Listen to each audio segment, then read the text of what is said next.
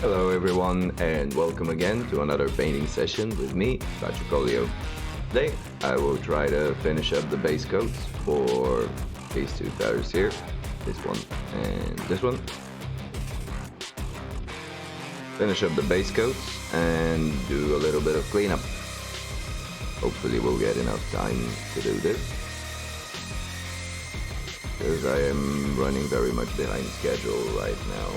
So I have to be ready with them by the end of the month, and as it stands, there is very little chance of that actually happening. We'll see. We'll try our best. Hopefully everything will be just fine.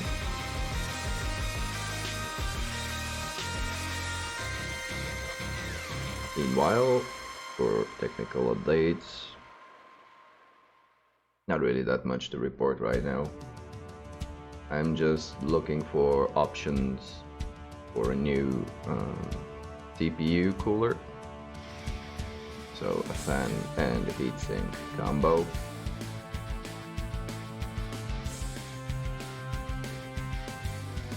I've been looking at the Noctua brand for these, as I heard that they are with rather good performance and I will need something pretty beefy. So in general things should be completely fine and I will be capable of running more resource intensive games. Hey there, Pig in Space! How are you? And thank you for joining. I hear that you got your PC back from maintenance, and alright, goody good. Anytime you can spare, I always appreciate it. Awesome, that's great to hear. Yeah, I was really happy to see that you confirmed that everything is fine. Do you know what it is that they did to it? I'm fine, thanks. A bit worn out after a busy week. It's been a while since I've been out 2 evenings on a work week in a row. But I'm alive, just a bit underslept. Otherwise, everything's fine. By the way, the Comic Christ concert was amazing. Like, I actually have pains in my neck right now from headbanging.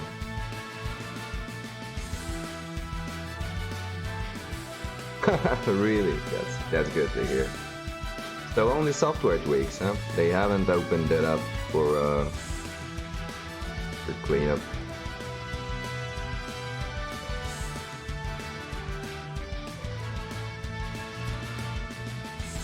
Well, was it using only the two?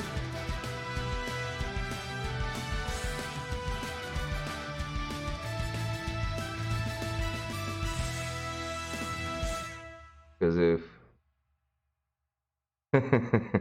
well, it's better this way than the other way around, I suppose, yeah? It would have been a bit of a kick in the balls if you thought it was a 4-core and turns out it was a 2. Well, yeah, that would explain the performance issues.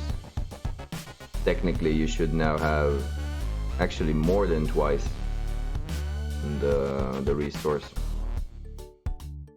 Hopefully everything works out fine.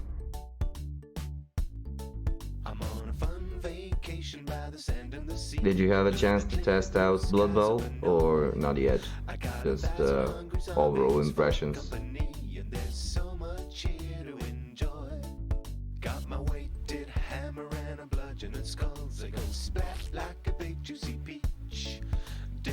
Right. Well, that's good at least. I mean, that was the most intensive piece of software you're running right now. So as long as it's nice. Right. Well, keep a lookout. Make sure to turn on your frame rate counter through Steam, just to keep an eye on it. Yeah, that's good. Yeah.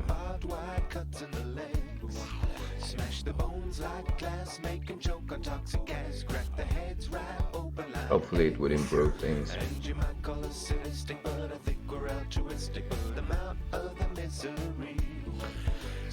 So yeah, just give me a second. It was through settings, but just a second. I'll turn it up and give you quick info on that.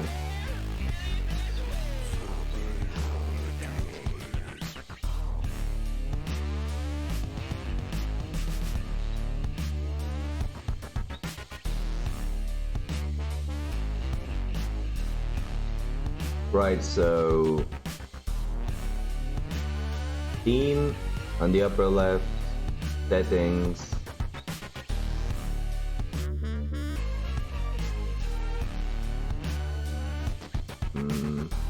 yeah, and in settings you have the third option from the top called in-game, and there in the middle of the screen you have in-game FPS counter, and then a drop down from which you can choose whether to have it off or where to display it. So top left, top right, or bottom left. And you can add high contrast colors to it in case you can't see it, but I use it. Yeah. So if you turn that on, that will be an easy go-to reference. No worries. Just keep a lookout in case. And if it's stable, you can crank up the settings. If it starts dropping, you can lower them and just play around with it.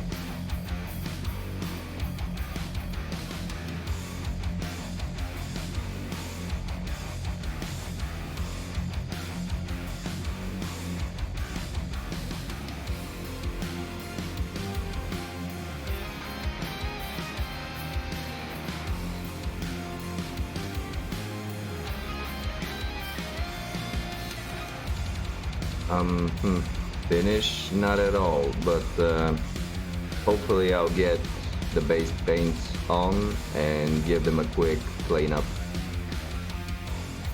So I will clean up the spills. As you can see, there is a little bit over the flesh here, and the black from the hair is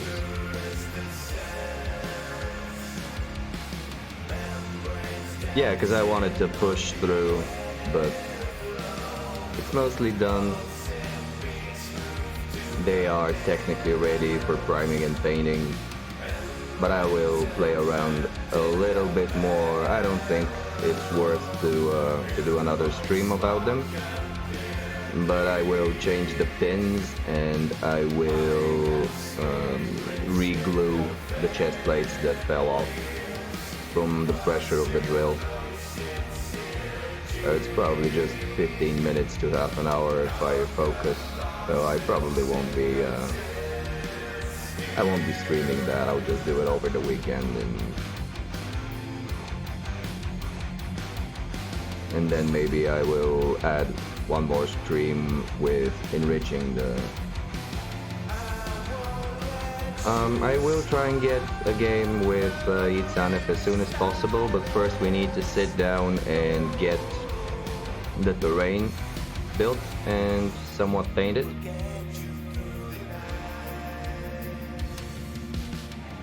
I will need to do the entire repinning again because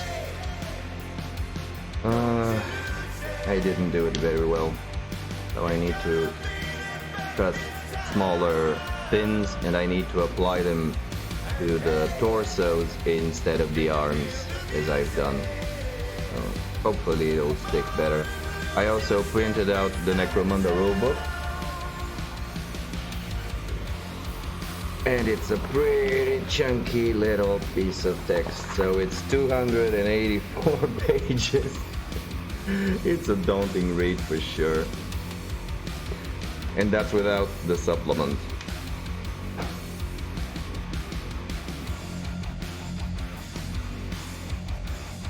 Yeah, the idea is that I'm having problems matching the arms to the torsos. And if I pin the arms, I need to pin all of the arms, meaning also the spare sets. And oh, certainly, but this is supposed to be just for fun, yeah. Whereas your reads have a more lasting importance.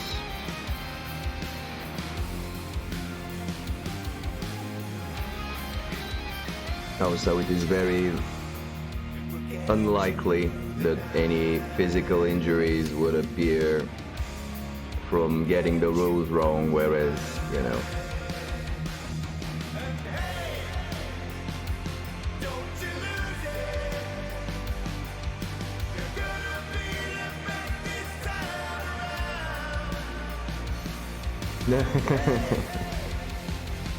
right.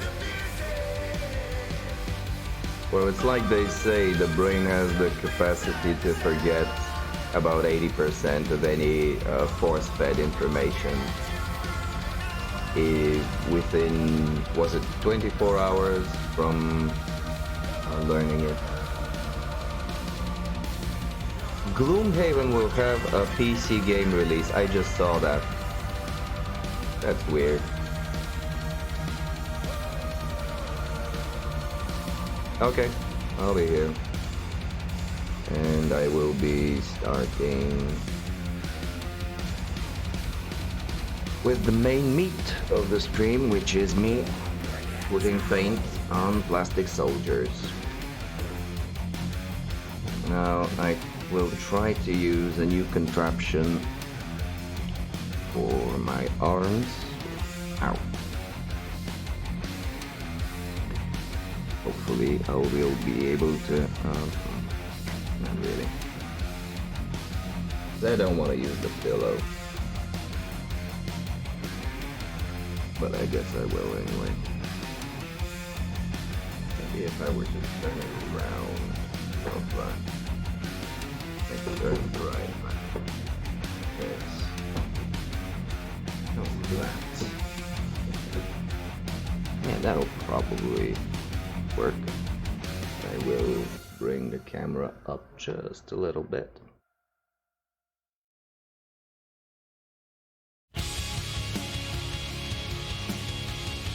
Yeah, that should do it. In this case, I can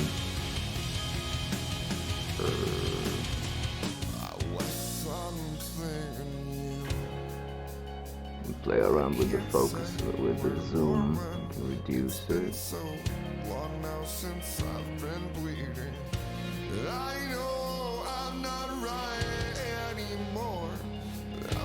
Turn it off completely, maybe.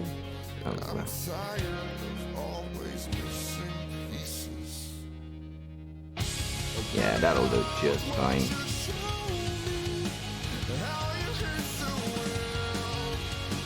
Still a bit on the cold side.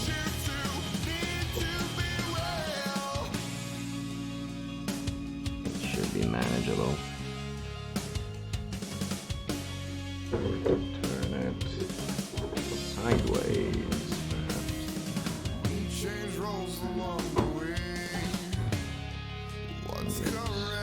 No. Sorry for the noise, guys. I'm just trying to reinvent the hot water again.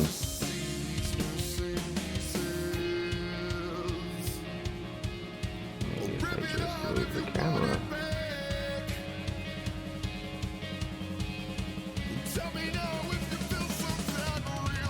Don't need to see my filthy keyboard.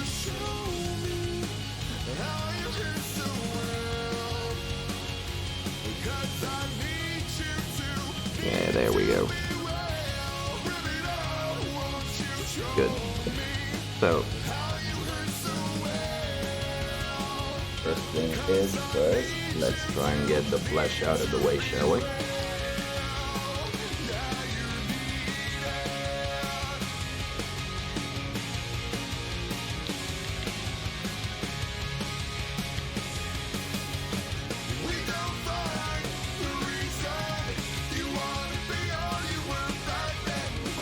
Alright, and for this occasion I will be using the character, the Wargamer character brush from Army Painter.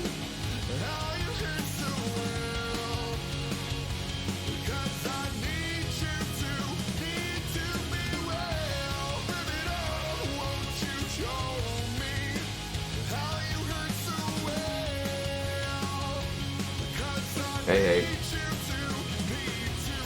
Essentially, you just missed me playing around with a smaller chair that I will be using to rest my elbows on in order to try and get things in frame. So you didn't really miss anything at all.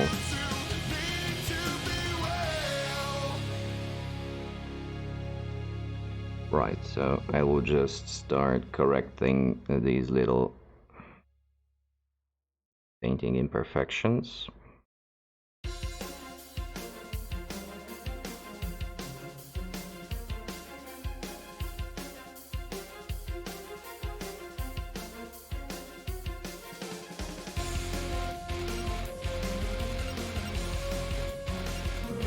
Raise the camera up again.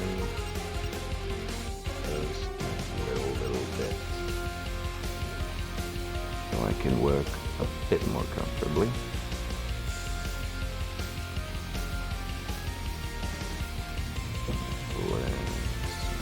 Let's come all the way up here. Oh, you will be seeing a bit of my keyboard.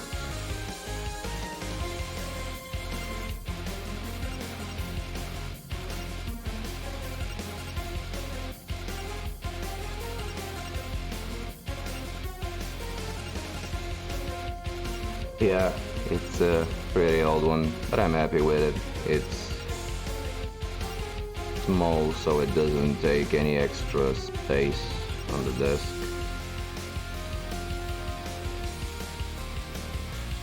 If I say that it's an effect, would you believe me?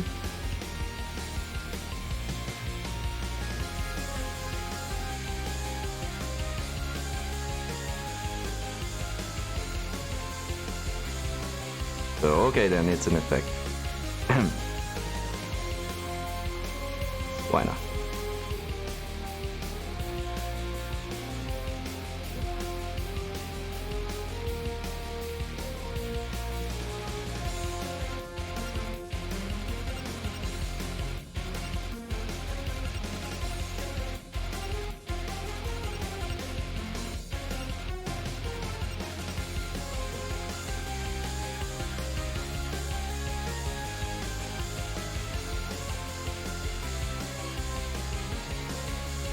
So I managed to spill around in the crotch area. Cover that up.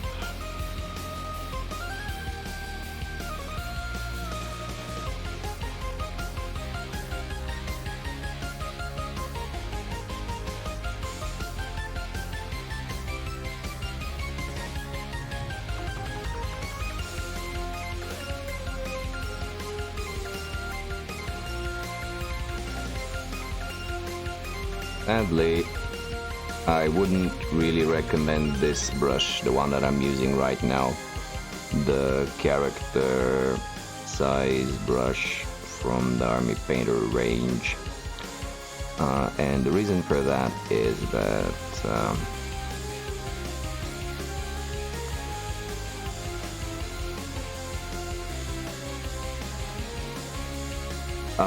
the cat ones or the ponies? Because I saw the cat ones in the discussion and it was hilarious.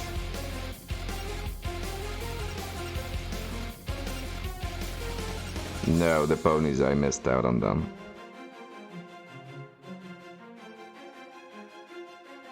Quite frankly,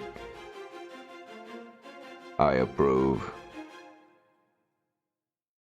Any and all kinds of silliness that you can add to Blood Bowl without actually impacting gameplay I'm completely fine with that.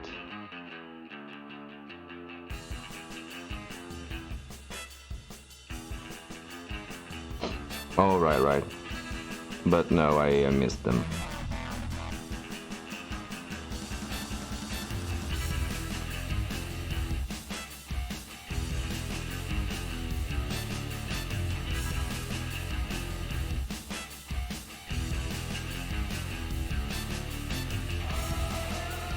Six, that's a bit on the large side, but it's manageable, I think. So it's basically twice a normal dude, or twice this, essentially. Ha!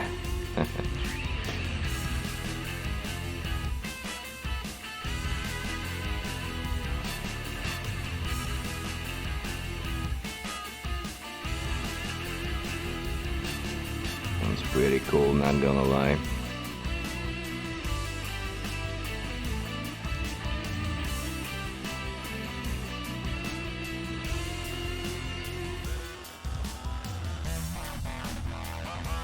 These mock teams have been gaining quite a bit of momentum lately after the release of Gribo's Porks, and then the Penguins, and then I don't know if the cats that they released are Gribo again, or are they another manufacturer, but they're still really fun to look at.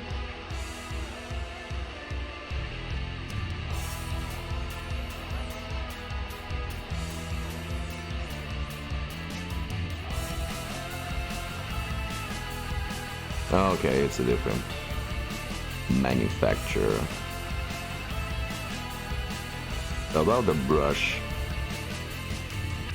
Oh, come on. That sounds just sad.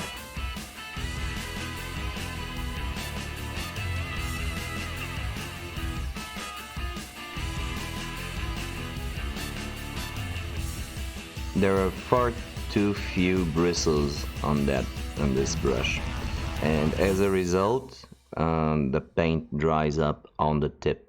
Right? Don't think you can probably see that it already got dry tip. I'll just refresh the paint cam because it's flickering like crazy.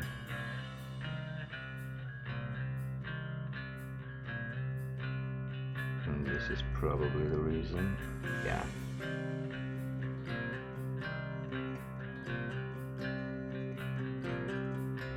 Well, a silly thing about cameras, it turns out that the way that they record is affected by the light of the light bulb that you use, and there appear to be two general standards for light bulbs. The US bulbs work at a 60 Hertz frequency.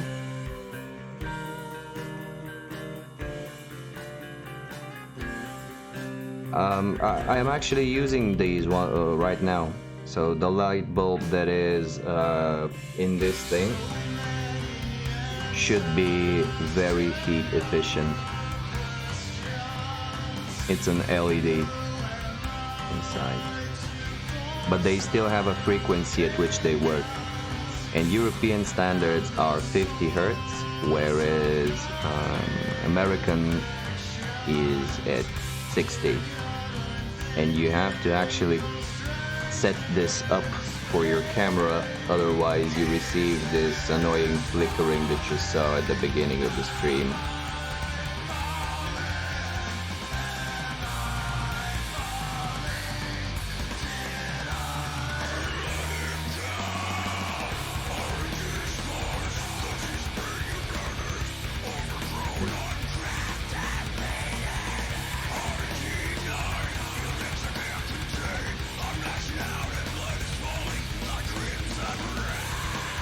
No, I saw it in a video myself. I'm definitely not audio-video scientist in any way, shape, or form, but I am trying to deal with any issues as they come up. So I'm doing a bit of research every time such a thing comes up on the stream. A brand new territory for me, and I have to say it's pretty fun to learn new things about microphone filters and exposure and video frequencies.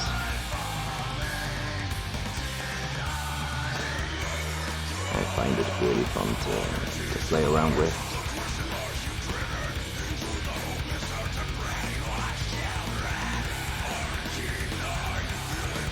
The next major-ish update I'm planning for this stream is to add an overlay, something I've been talking about for quite a while, but I can't seem to choose one that fits my needs.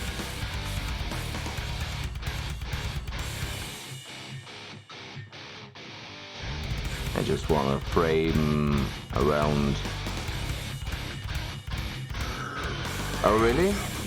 What's the reason? Is it just made by a guy named Molotov, or is there a more elaborate story behind this?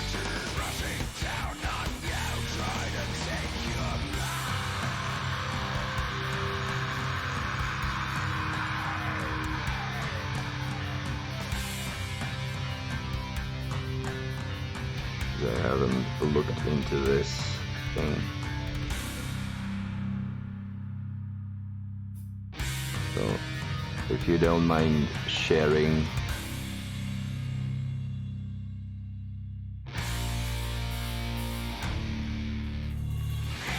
Right?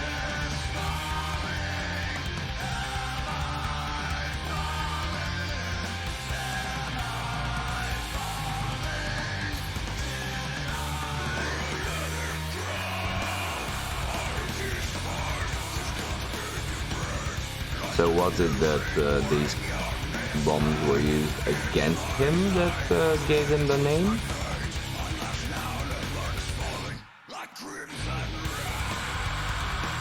I would wager that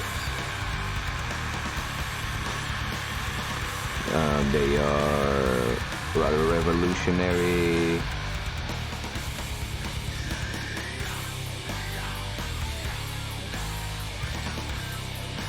Okay.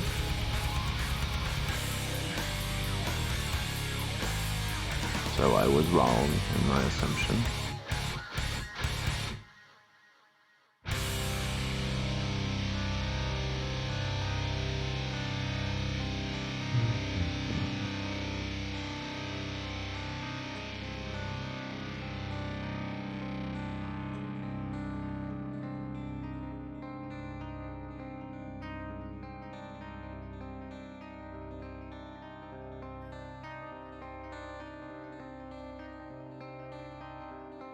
Oh, that's brutal.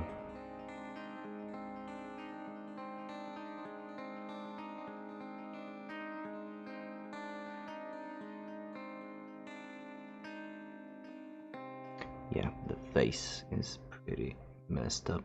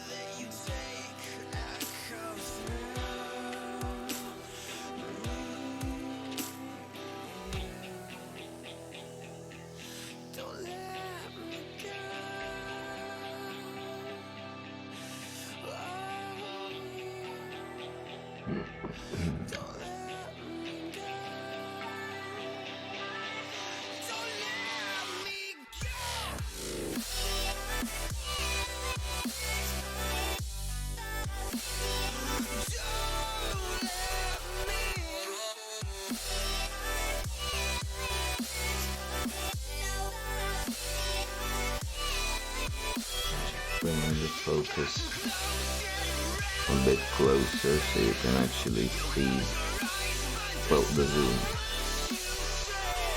So you can actually see what it is that I'm doing.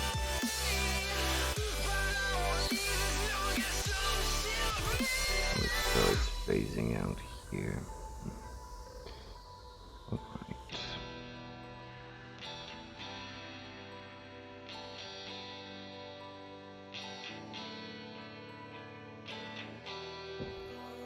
Chin.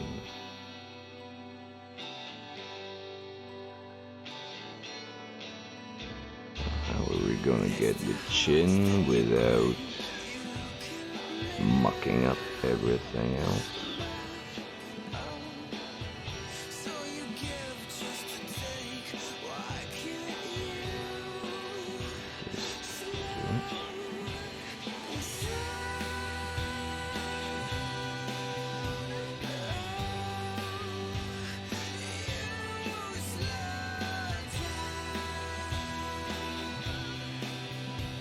There's a bit of spillage around the fingers here. Legs are about as fine as I can get them at this stage. Anything here? Okay.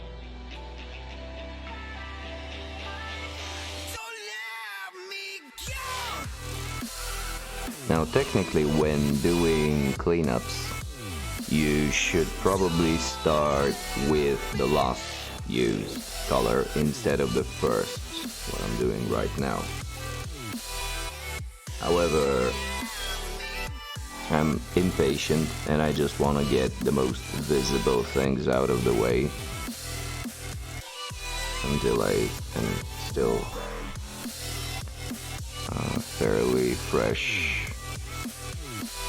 and in control of the situation, or I get too worn out or tired. Want to get the majority out of the way and possibly go over to metallics.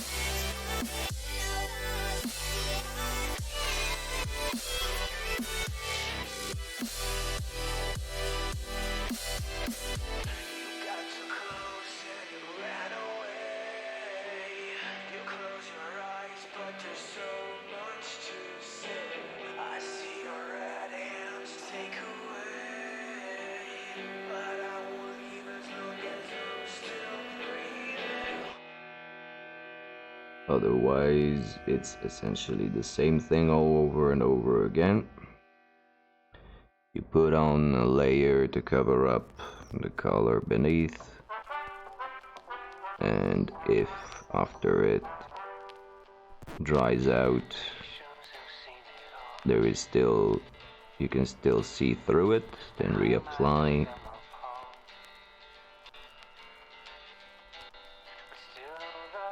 In what way? Is there a dotted line that states that someone's typing? Or do you mean that I don't have a pop-up notification with sound?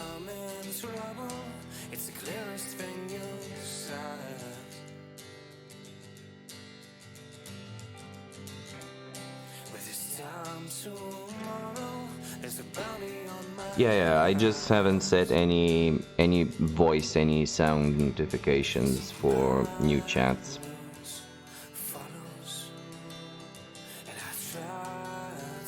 And even if I did, the ones from the app I'm using for the music will always pop up, and so I will, once again, I'll have to look over, see if it's an actual message or just a song. so it wouldn't be the most practical way. But that's an idea, yeah, I can look into it just to make sure that I don't miss anything and that I can focus on the painting itself.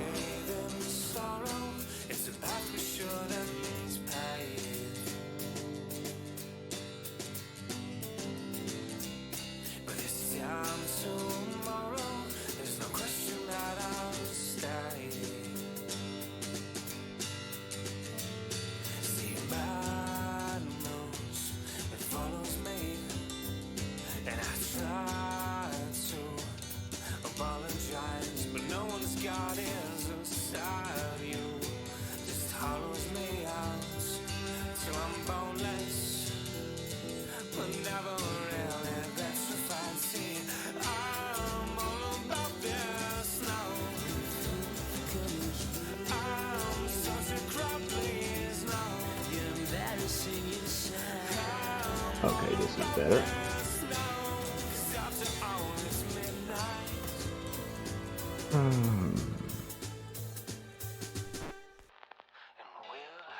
Anytime you change anything in the setup,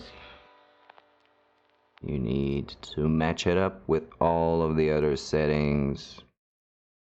It gets to be a bit of a bore.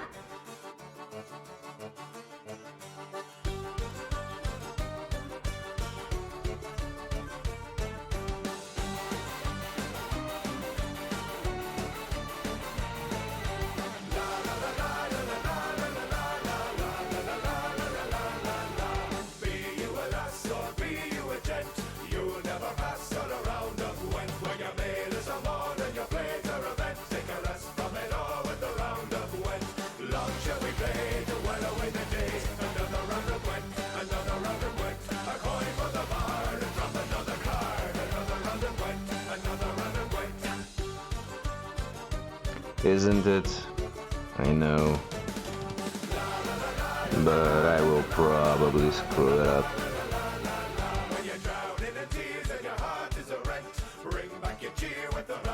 If you're gonna go for any scars or battle damage, this also needs to be considered with the highlighting. And the way I highlight this, the way I highlight his skin isn't really conducive to additional, how should I say, additional detail that would be added. And I haven't really looked at how to do scars, and I don't have an idea. But definitely this, there is more than enough. Yeah, there is more than enough area to work with. I was considering tattoos for these guys, but for now I'm just gonna stick with getting them all done and done. And then after that, after I've completed them, primed, well, varnished them, I can go back when I have a bit more time. Yeah. Something like, you touch my teddy, I'm gonna kill you.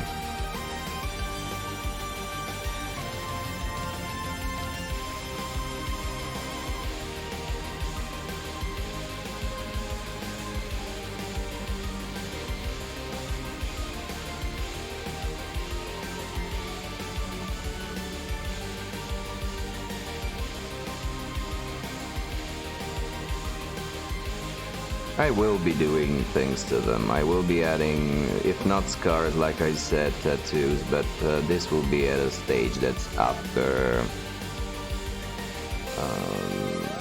getting the important part out. So I want to get them to a point where I can varnish them and they can be ready to be taken to the World Cup. And after that I can play around with them all the time, adding bits and details at my leisure. For now though, just going as simply and quickly as possible, which you can see. Not really, because you want to have a little bit of the skin tone showing through the tattoo, and using a decal won't show through the color of the skin. So from what I saw about tattoos, you need to layer down a semi-transparent layer, which is a mix between the ink color for the tattoo itself and the flesh tone, and then add more black.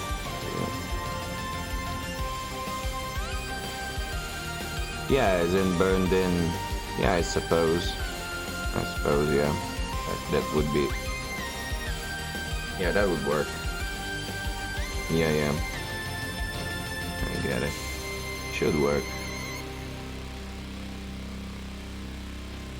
I just need to wrap my head around it and get a clear concept of what I want to achieve. I could tattoo their numbers, so their position numbers. I like having the numbers, the player numbers on their models. Hey, Rorimbo. And see you, Pig in Space. Good luck with the go.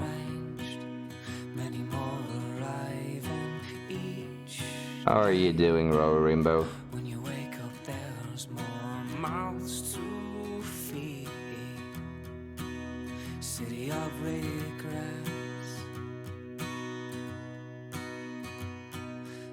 And this a lovely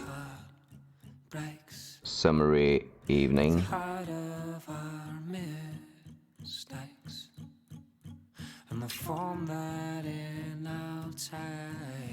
Yeah. That's good to hear. Oh, what are you trying to make it to do? Are you trying to give it a pill or something?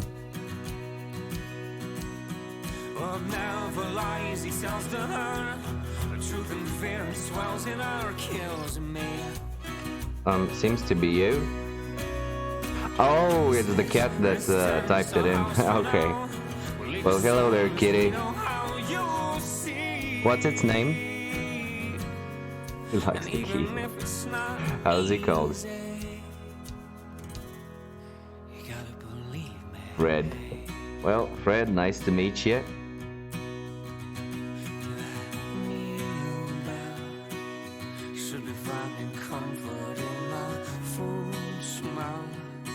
I do have a soft spot for cats. Not so much for dogs, for whatever reason. Just seem to prefer kitties.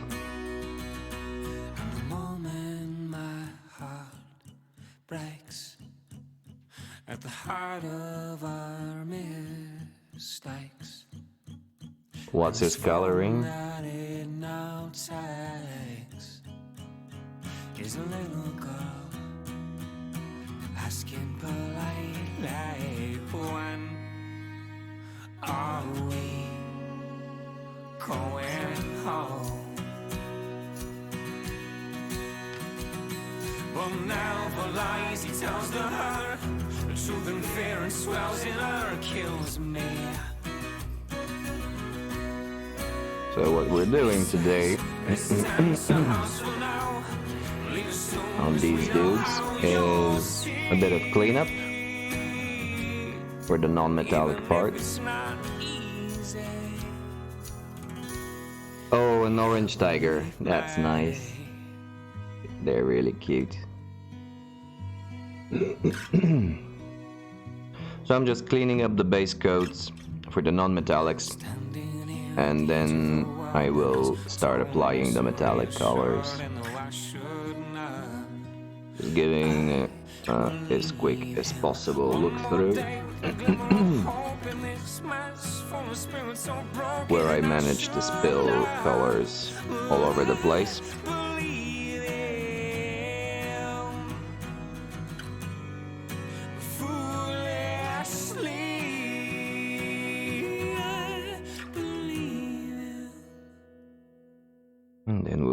on to the metallics.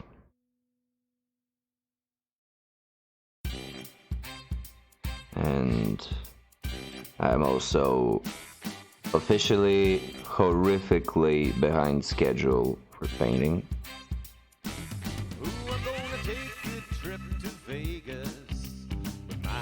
And I will have to make use of the buffer time that Thank you. It's just coming along really slowly, and as I mentioned in the last stream, now that I've sort of done the build for the Necromunda, I will double up on paint streams just so I can get things a bit done and going and moving along.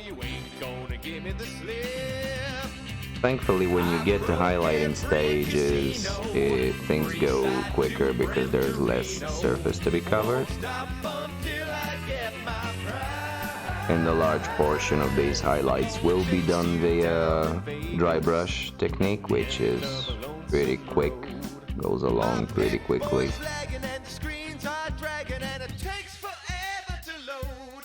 I fought 1,000 thugs and 1,000,000 bugs. Boy, you're just another ditch in my code. I'm just giving him a good look around, look over, trying to see any color spills like here on the brown. And I have spilled over right here. The sash went over, which isn't good.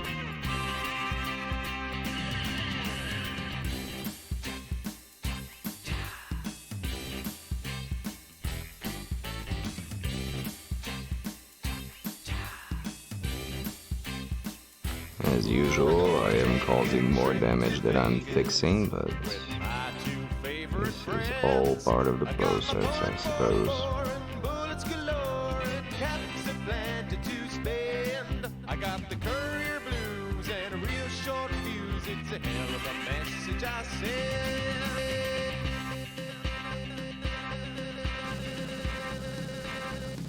God damn it, not again. The concerts were pretty fun. The one on Tuesday and Wednesday, so yesterday. I am pretty glad and happy with myself that I managed to survive going out twice during the week.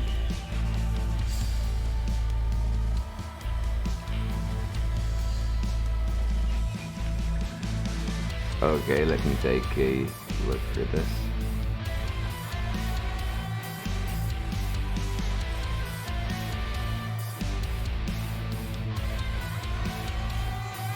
Check this out.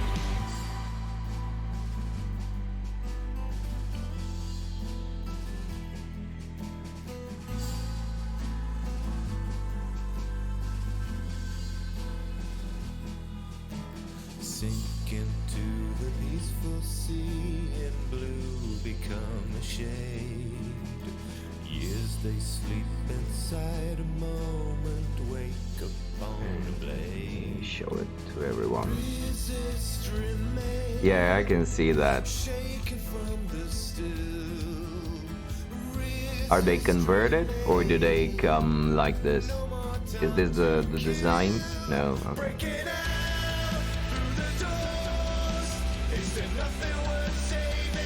Oh, alright. Not a problem.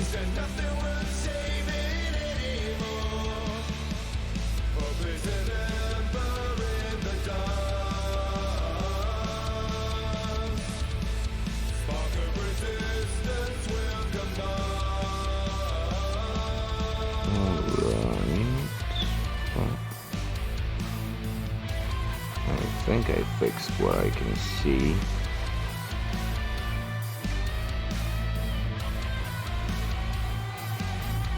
In case anyone notices any spills over the flesh tone, let me know. I'm not really seeing anything in particular. I'm not going for a super crisp paint anyway.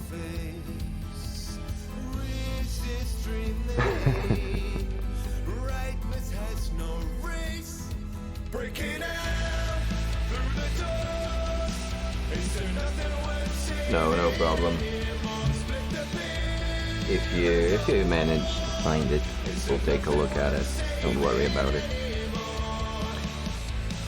I'm gonna call it and say that the flesh is fine. The base coat of the flesh is now done and done. And we'll move on to the next color to fix. Will be the brown.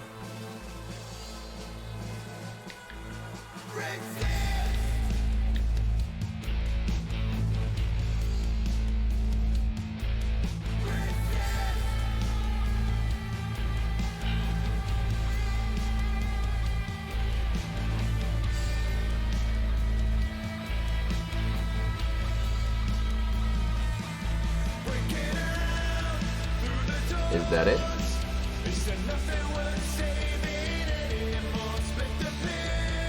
Alright, okay, I see them now.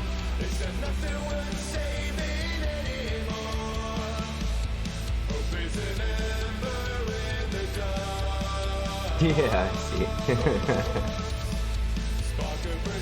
Yeah, they do look fun. They are pretty models.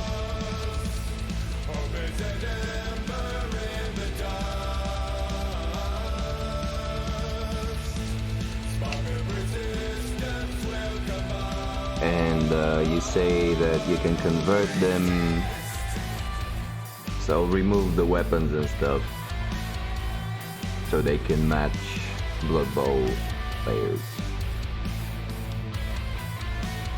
Yeah, I can see that happening.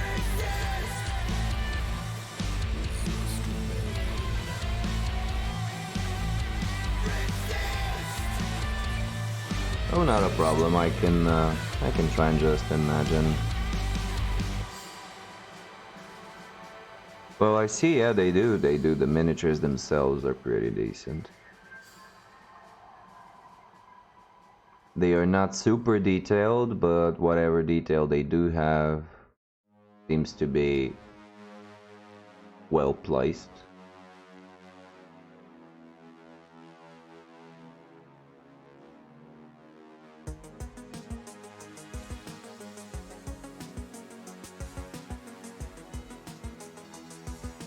Yeah, they're definitely good looking. Yeah, you can see the old casting methods here and there, the lack of additional detail. That's usually a sign for an older mini. And also the sort of flat poses here and there. So for instance, this guy is probably a one-piece model.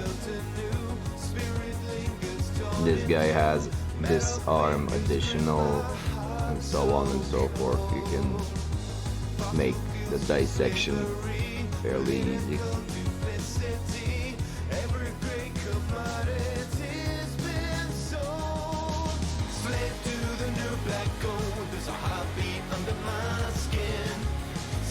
But they're good, and it's quite an original idea to convert them into Blood Bowl players, so I'm all for that. What team would you proxy them as, though? They look fairly different. Any proxy doesn't immediately come to mind.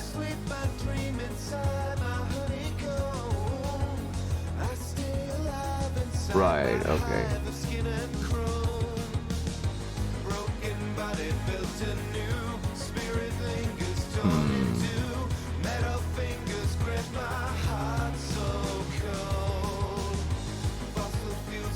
What would they? Maybe Proil.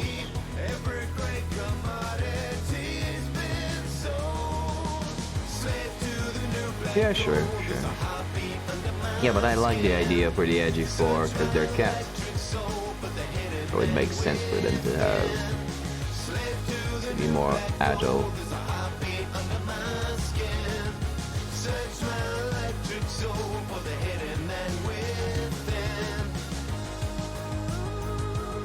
But Amazons, yeah, Amazons would do good with the dodge. It would fit into the theme of the team.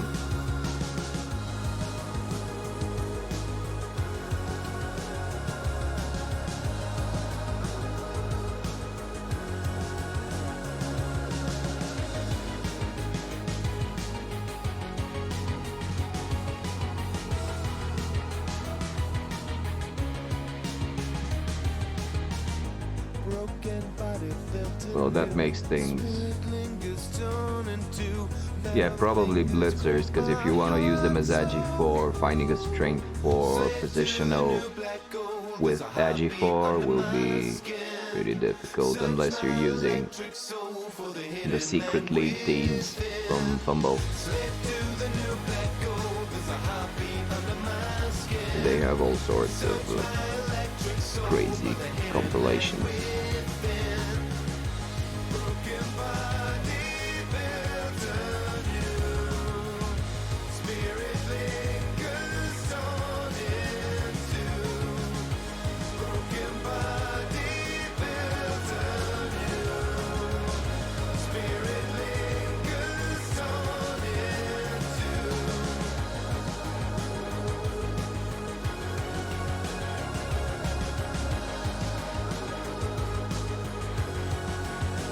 Right, so you got inspired to look for them.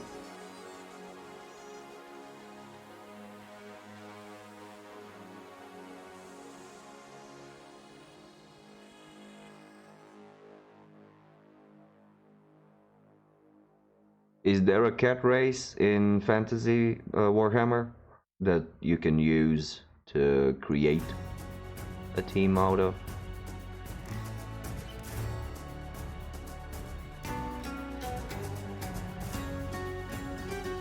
That's odd. One would think that they would cover the furries.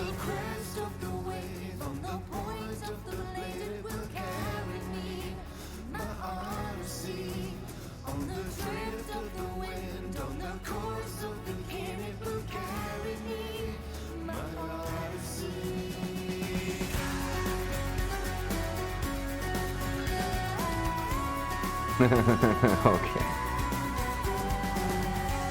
Yeah, so you can make up a backstory about, once again, some dimension traveling, or something along those lines to argument their existence on the Blood Bowl pitch.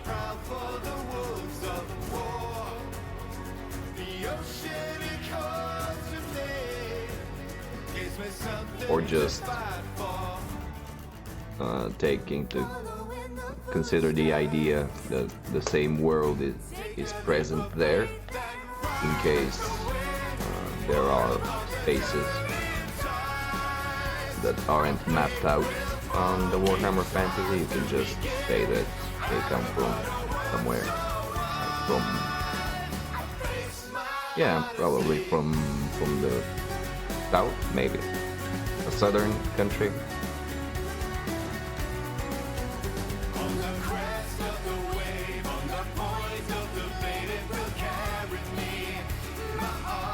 You can for sure tie them into the whole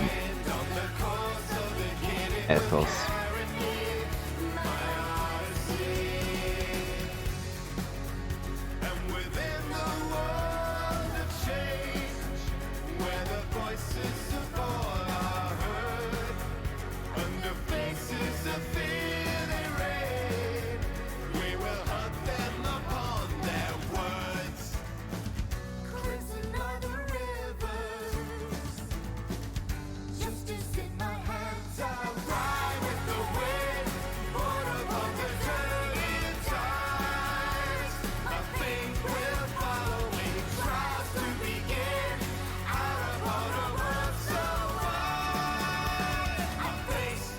Indeed, indeed.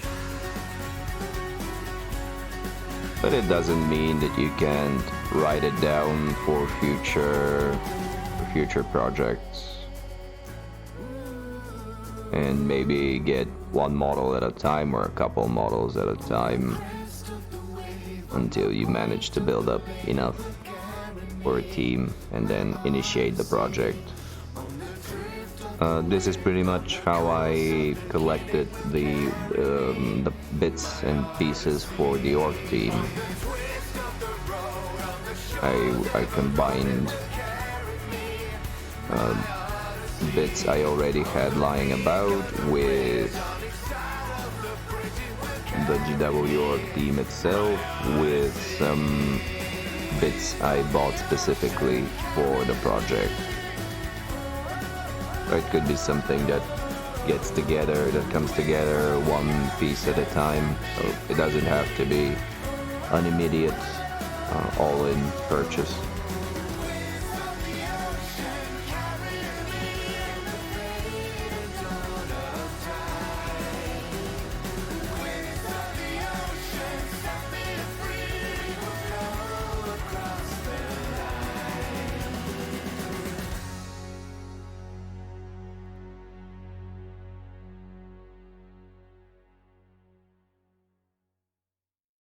Oh yeah?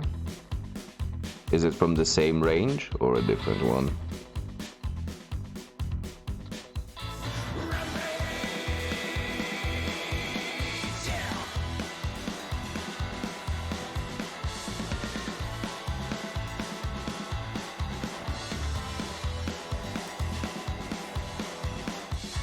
Screwball, psychopathic mental, unhinged and berserk. Blue ball, get a temperamental, I tweak and I jerk. Slingshot personality, don't stretch me too far. You might wake up screaming in the trunk of my car. Loosen up my screws. Time to light my fuse. I'm going on a rampage. Mayhem mystery. I'm going on a rampage. So you best get out my way. Get out my way. This is a rather annoying little brush. But since I'm doing touch-ups, Excuse me a minute, mister. Say that's it's of an appropriate size, so I don't do more damage than I fix. I don't really like it though, it's very thin, as in there are very few bristles and the tip dries really quickly. Like the only worse example of this would be the smaller version of this brush, which is the Psycho. So this is the character size. There is one smaller further still. So you need to use either retarders or lots of medium to avoid drying on the tip and in between the bristles. Okay, I'll take a look at it in just a moment.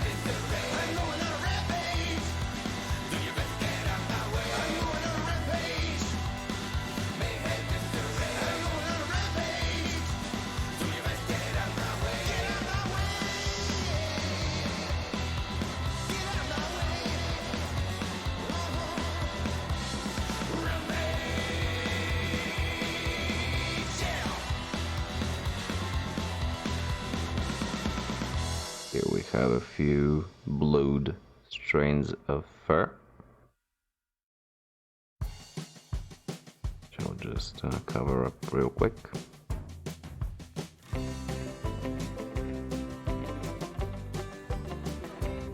Step out into the sunlight, emerging from the past to breathe. It's a different range, alright, let me take a look at it. We walk the sunken highways, we wander even roads. The emptiness becoming our abode. We're starting over, build something new. There's Is it really a different range? Because it looks fairly similar.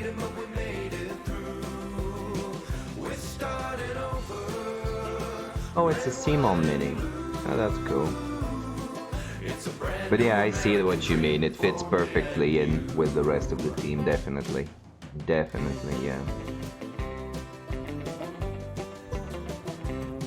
These West Virginia wildwoods across the world of waste, a garden with no fences, yeah, it's perfect. and no gates. We're building on the ashes, we're lighting up the towns. Our reclamation day has come around. We're starting over, built something new. We've been a long, long time awaiting, but we made it through. That would make a pretty good team. Red, white, and blue. It's a brand new American dream for me and you. And like a mushroom cloud we rise and spread over. Yeah, they are more prevalent in sci-fi settings.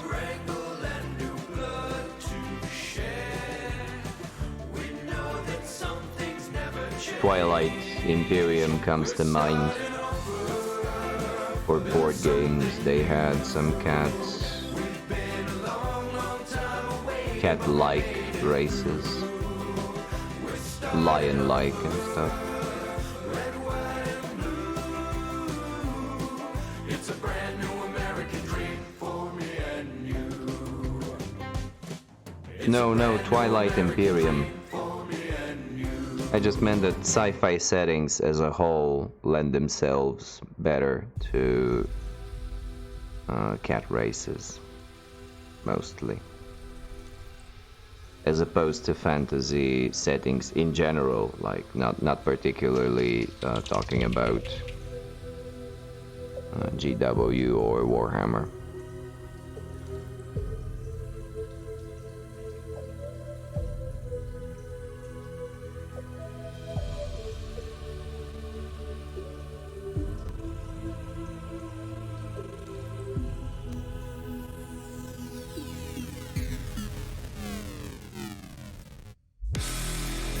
Today I'm using a different setup for resting my elbows, and I don't think I'm too crazy about it, but it's giving me a lot of options. It's an idea that I can work with in a way.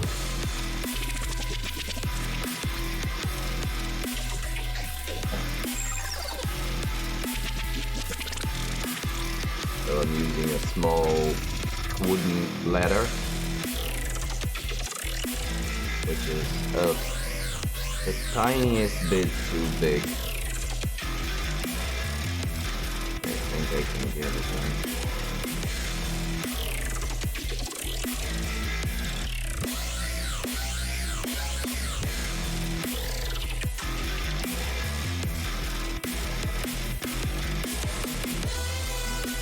Put it to use.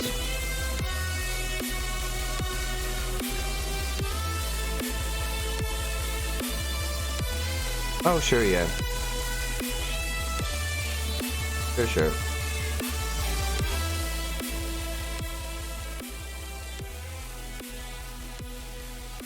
How's that?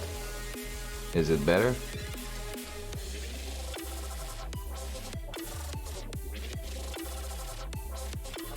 Oh, right.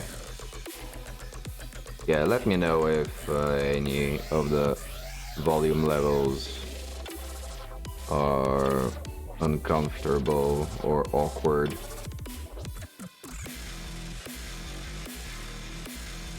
I bumped up the music a couple of streams ago because I watched the YouTube recording, and it seemed that it was a bit too quiet.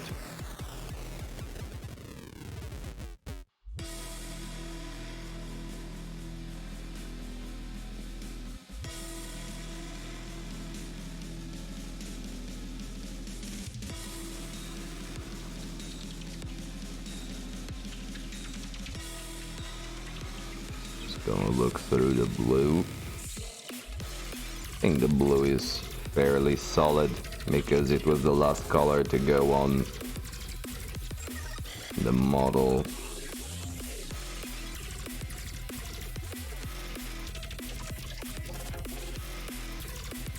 Yeah, it's decent enough.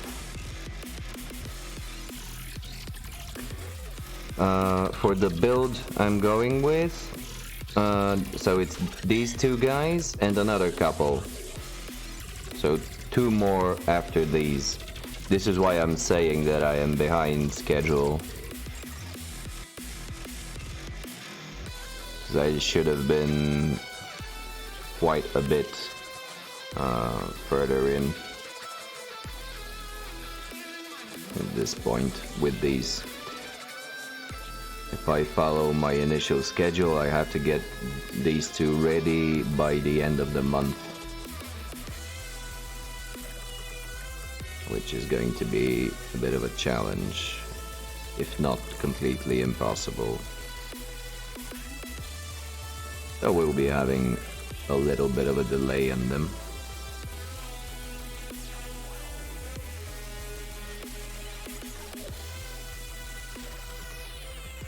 That's fine.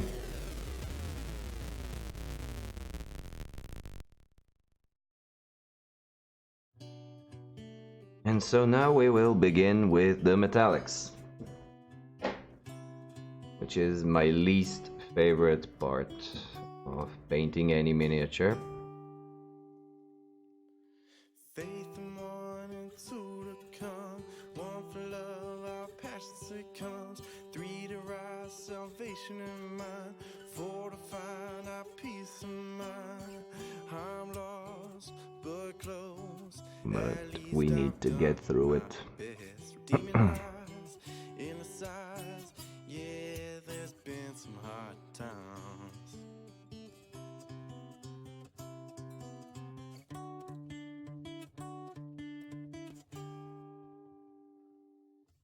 As we wait, we surely found.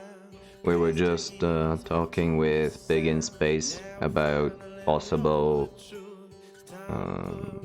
additional work I can get on these guys, more like scars or tattoos, and I think I will. I wanted to. I saw some a version of this team painted with tattoos and it looked pretty good.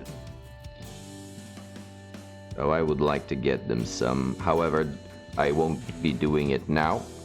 Now I'll just go for as quick as possible paint highlight and shadow recesses kind of paint job, so I can get them varnished and ready, and maybe after I get back from the World Cup I can give them another look through to give them some details for additional flair.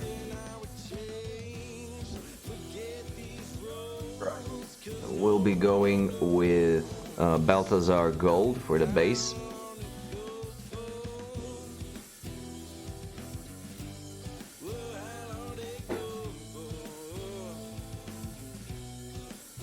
And I will probably highlight it with Gehenna's Gold later on for the yellow metallics. And the gray metallics are going to be a fairly simple lead belcher and runefang steel combo. I don't really put that much effort into the metallics, and they usually end up looking a bit funky.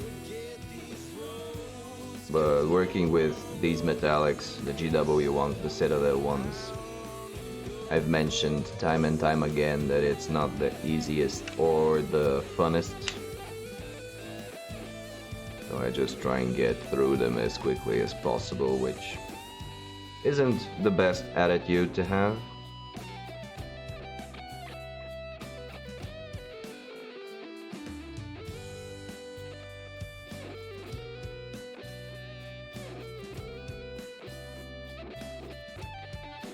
But at this point,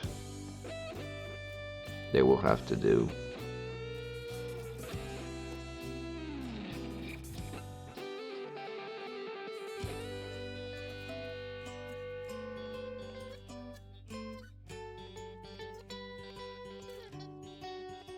Yeah, well, they're weird, the Citadel metallics. Their metal flakes are thick, and either you're glopping on the paint too thick and you're obscuring the detail, or if you go to dilute it, if you water them down too much, they lose completely any pigmentation, and you have to go for 5 to 6 layers just to get a solid color, and that's with the base paints. Yeah, I know that the Vallejo metallics are a very good option, as well as the Scale 75 are also good water-based acrylics metallics.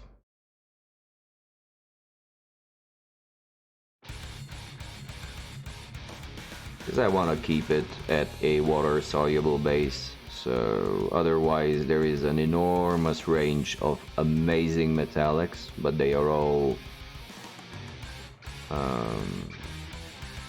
with some spirits in the base, so either enamels or alcohol based, and the vapors from them are not the best, and it's more messy to work with them because you need a whole new set of liquids to dilute them with, so specific thinners, and you have to have one thinner for actual dilution, one pot of thinner for cleaning the paint.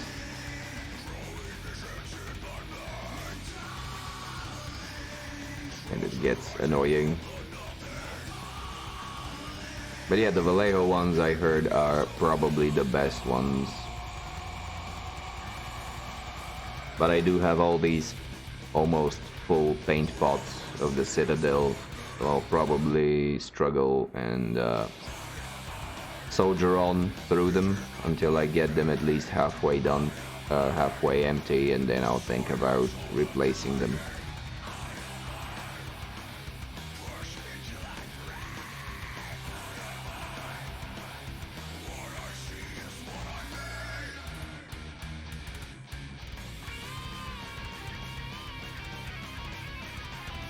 They will do for now. They're usable, it's not like they're complete garbage. It's just not the easiest.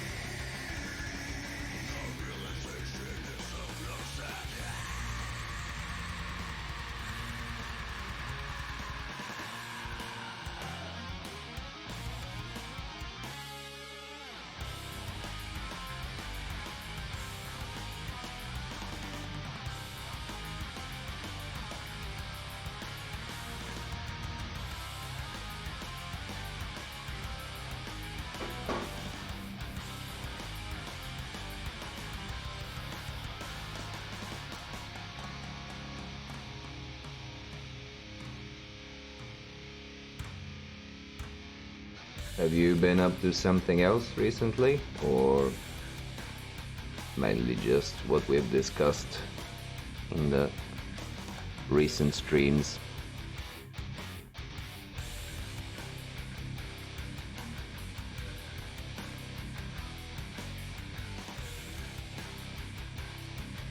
Yeah, that's cool.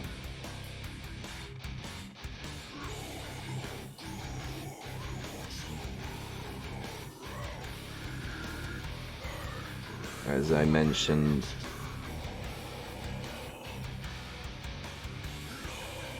yeah, have you reached a decision? Yeah, I got it.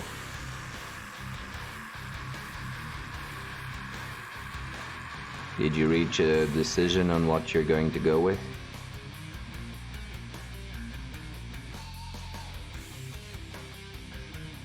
26th. Yeah, that's alright. I think I voted for that too. Obviously, it is pretty hard to plan ahead for so many months in advance, but there shouldn't be anything coming up.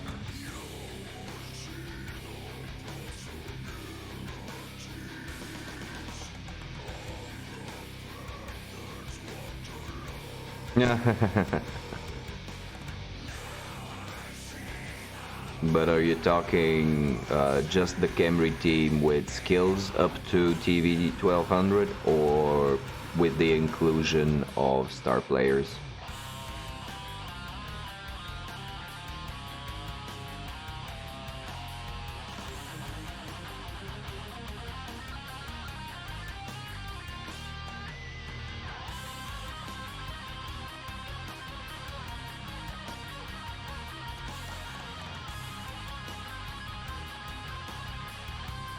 Right, okay. That's cool. Yeah.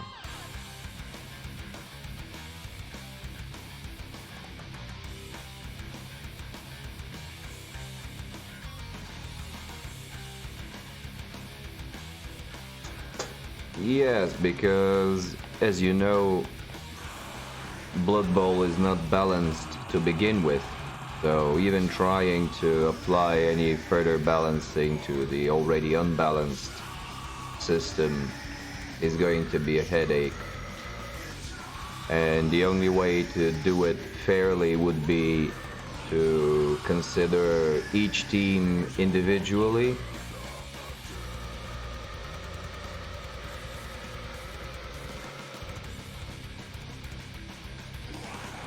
I say just work with the tiers as they are. Take a look through the star players that are generally available to most and just consider their... Yeah, 1200 will be nice because most star players start from 140, 150, and these are the chainsaw dudes, so you will need to get a bribe just to keep them on for the two halves. And that automatically pushes them to 250, which is then the price of most other star players that aren't overly expensive. So 1200 and then just trying to minimize your overall spending to 950 or 900. I think that'll do fine. You'll have the spare cash for a star player with minimal compromises, but still compromises in order to balance out the overall team value. So I don't think that there should be an issue there.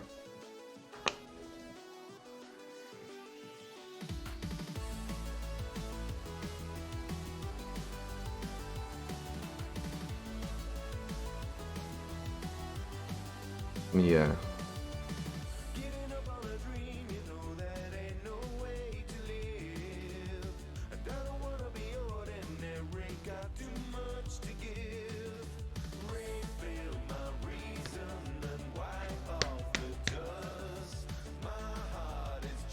And that Canadian tournament day, it has such rules. It is enforcing, well, encouraging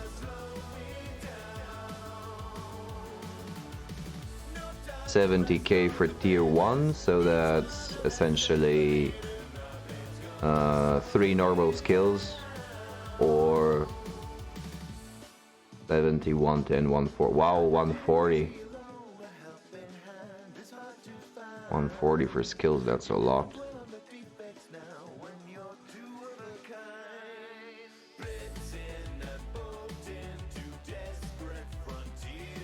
That's like 7 skills, 7 normals. Are you going to allow stat upgrades or just skills?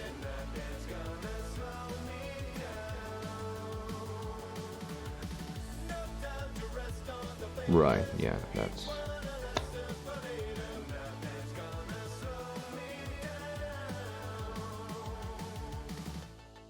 That might work. But yeah, are you considering stat upgrades or just skills?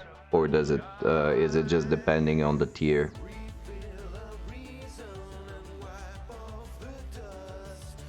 For instance, tier 1 not being able to get stat ups. Yeah, because it would then limit the applicability of the star players.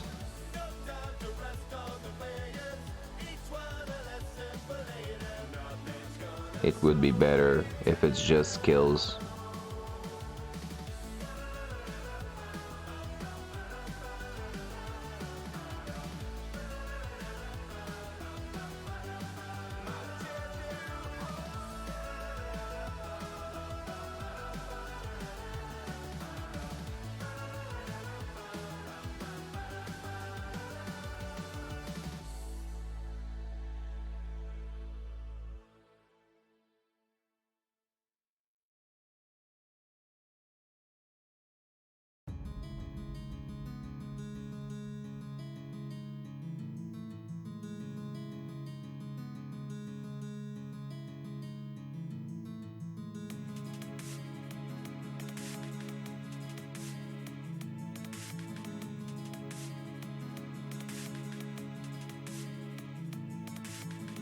I agree. I am on board for additional team value, encouraging star player use.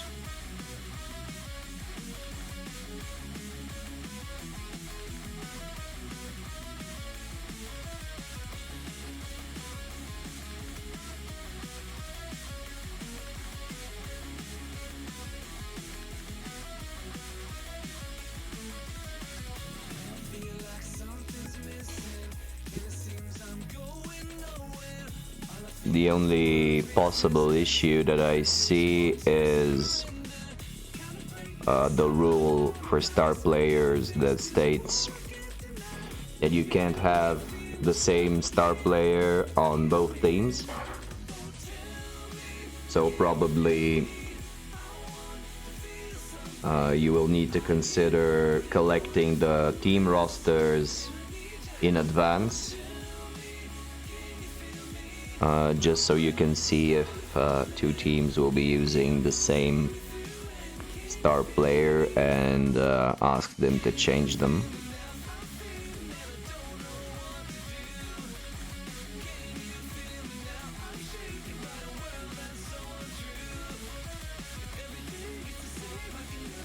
Oh, you will just allow them both to use it, alright.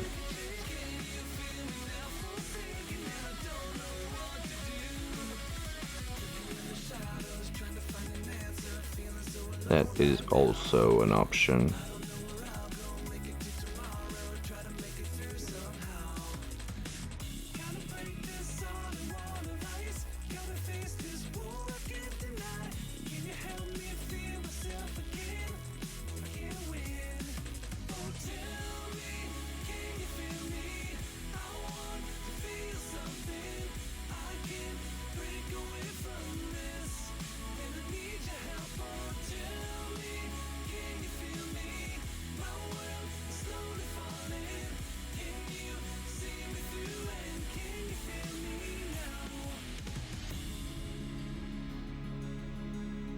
I'm gonna go back to the pillow.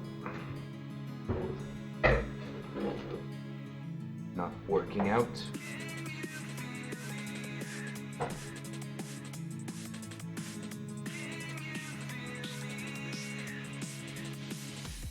Sadly.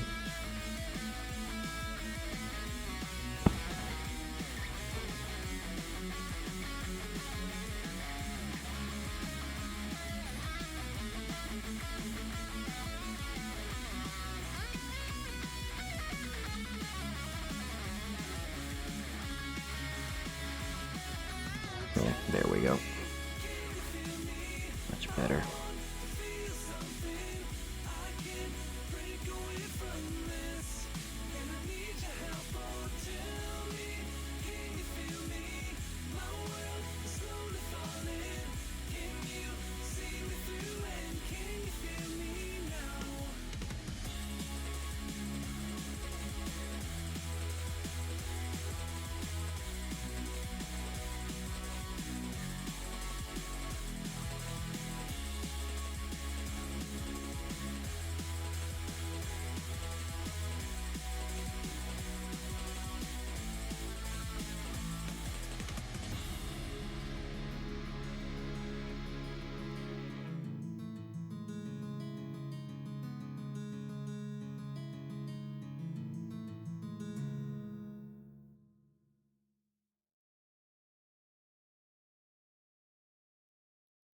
She wakes up, he's sleeping, and tears are drying on her sheets. No place can redeem her.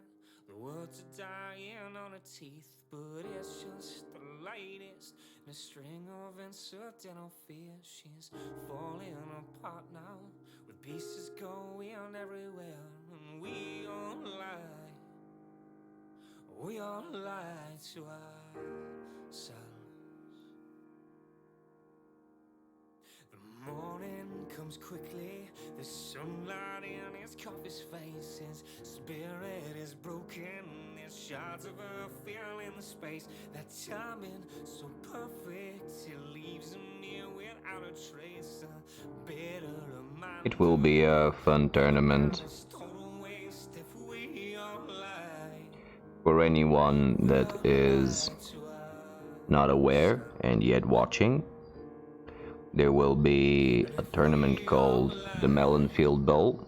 It will be the second edition of the tournament. And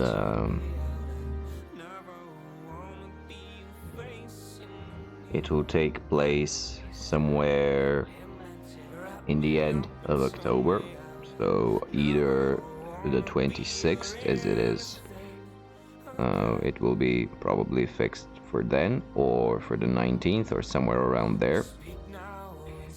If anyone from Bulgaria is watching this and has any interest, or if you're willing to travel and you are near there, please make sure to go to Blood Bowl Bulgaria in Facebook, which is our main page group for discussions and announcements, so you can keep up with this tournament and how it will go, and hopefully join up. We would all love to see you there.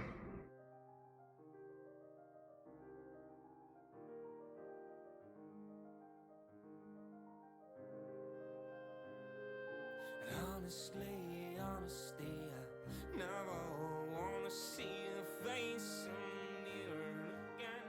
He said it, well, he meant it. Honesty, I never wanna be or anything.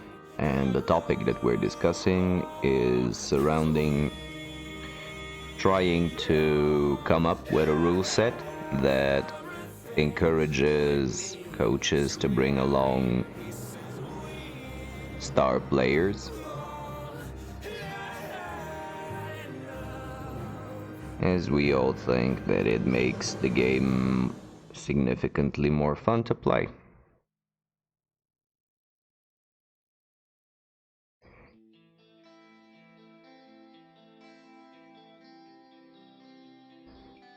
So if anyone has had experience in such tournaments, please let us know in the comments, either here on Twitch or later on in YouTube.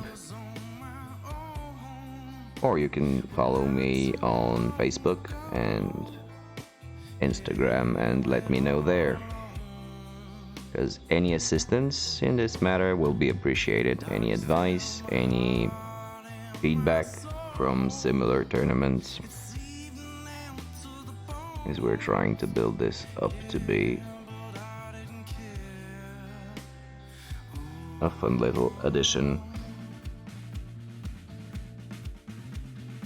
to our yearly schedule.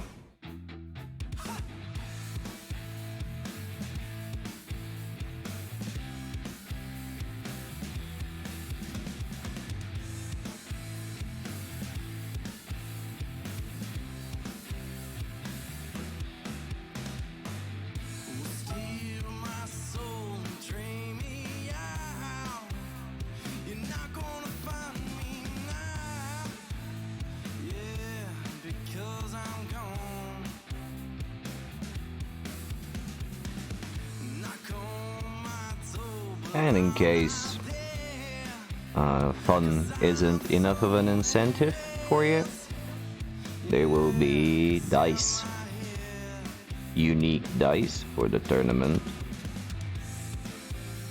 So if you're a collector again, let us know. Join in the discussion.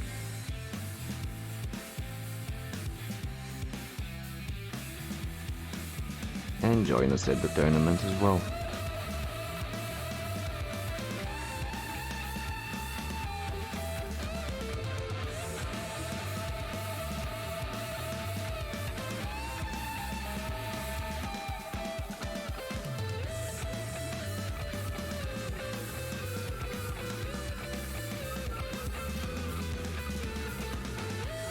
Yeah.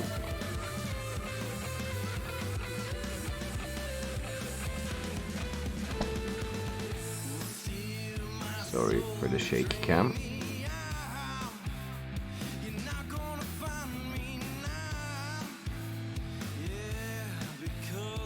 Yeah, what did you come around to see?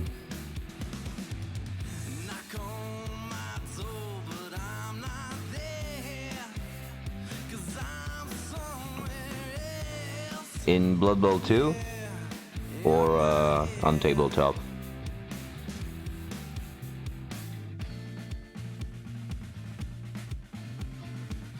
Tabletop. 7 tiers of teams, well. That's like about 3 or 4 teams per tier. That's a bit much, I think.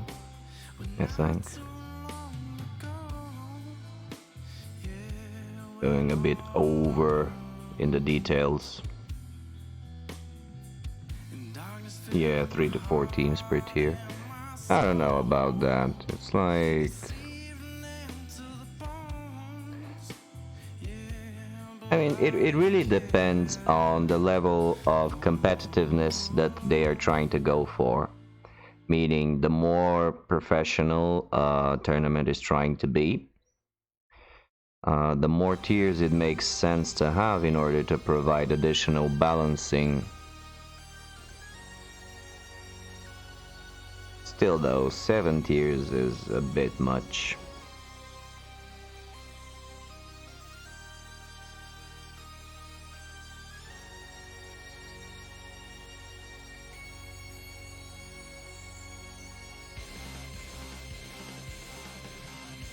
Like, even the World Cup only has the standard 3 or 4 tiers.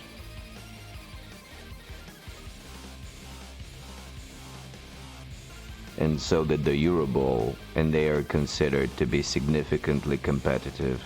Sorry.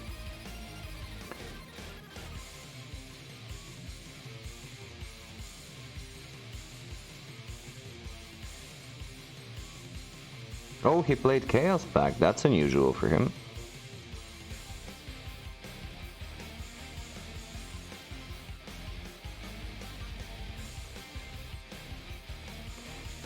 I am currently watching him struggle with the Bretonians as I'm looking for ideas. I've also advised Pig in Space to give it a look,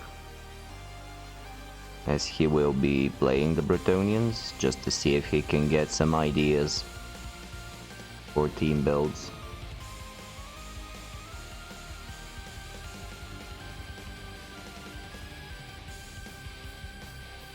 He did talk about Chaos Pact at length, and the fact that this is a team that gets really strong in a league format. Because the human marauders are excellent on a stat line, well, average on a stat line, but with a huge skill access, normal skill access tree, which makes them very versatile. So he compared Chaos Pact with standard Chaos if you were to use only goats, so only beastmen. And that the humans, the marauders, are actually cheaper because they don't have horns. Exactly, yeah, that's exactly what I'm saying, yeah. You probably were watching the same thing, sorry. I'm not bringing anything new to the table. But I hadn't considered that, so after I listened to it, it gave me a new perspective on the team, because I was always wondering what would make it a good team. What is it that makes it, what gives it flavor, aside of course from the three big guys, which aren't the best thing in the world to have when you think about it.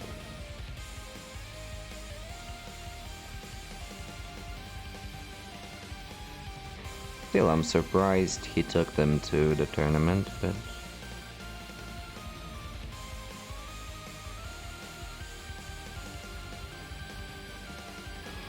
also there have been some informational slips about the possibly upcoming Blood Bowl 3.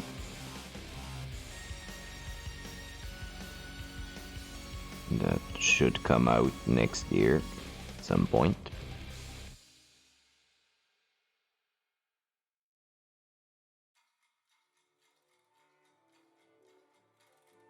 Maybe, yeah.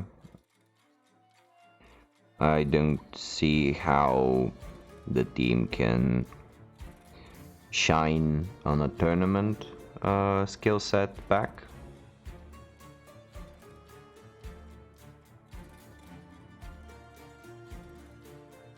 But I suppose he made it work. Do you by any chance have the team roster he used?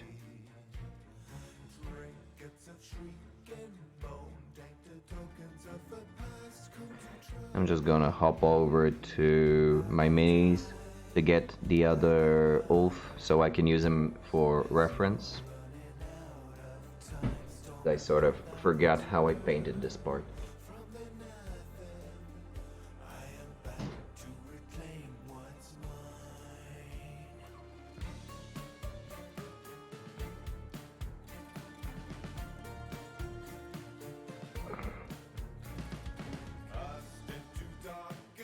Yeah, so this one is...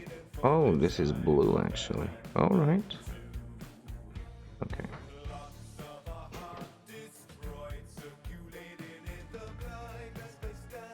Yeah, I was just curious if he used any of the big guys.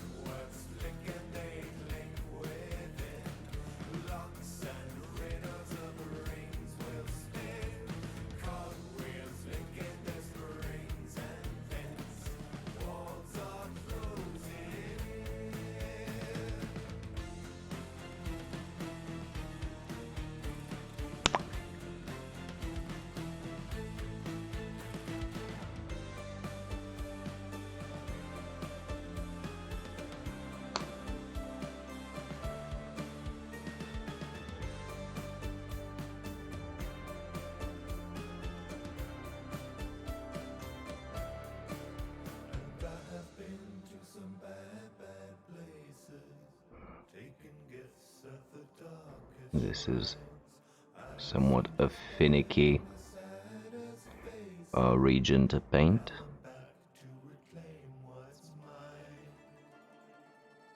As I am painting in between other colors.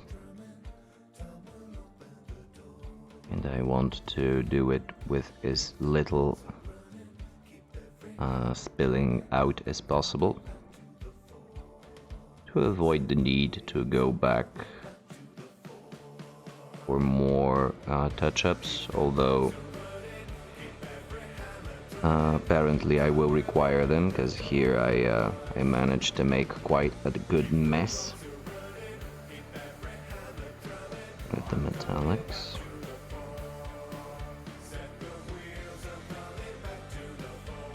I didn't mention the brush I'm using for metallics. So this is a Milan 611 series, size 0, that I just came by in a regular arts and crafts store. As I have one nearby, I was just taking a look to see if something might spark my interest. Actually, I was looking for the Raphael, the green-handled ones, but it turned out that they no longer keep them in stock, which was a letdown. But they had these, and they are pretty fine. Only problem I've seen with them so far is that they come with a guide. A guide bristle, meaning that there is one bristle in the center of the brush that sticks out, and it's very annoying. And from what I hear, they started applying the same method for the Winsor Newton 7th series, and many people have been turned away from the whole range because of this fact, and I can definitely understand why. As you can see, I no longer have these guidelines. I just ripped them out. I cut them off, and to my surprise, that didn't kill the brush. The tip did not start to fray or anything. It still keeps pretty decent.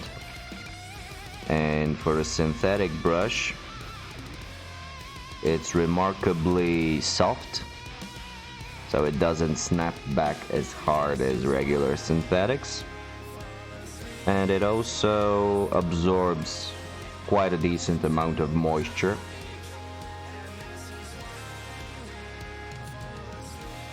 And it feels pretty nice as a brush.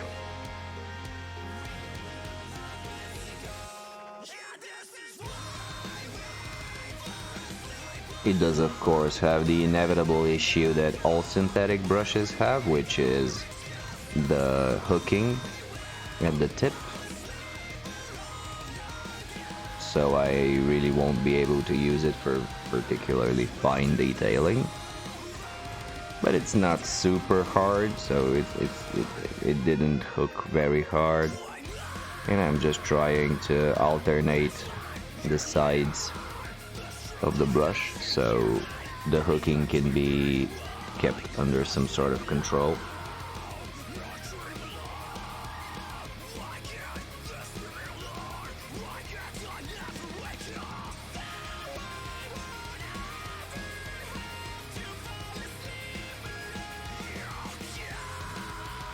And yeah, I was surprised to find them, and even more surprised after I tried them,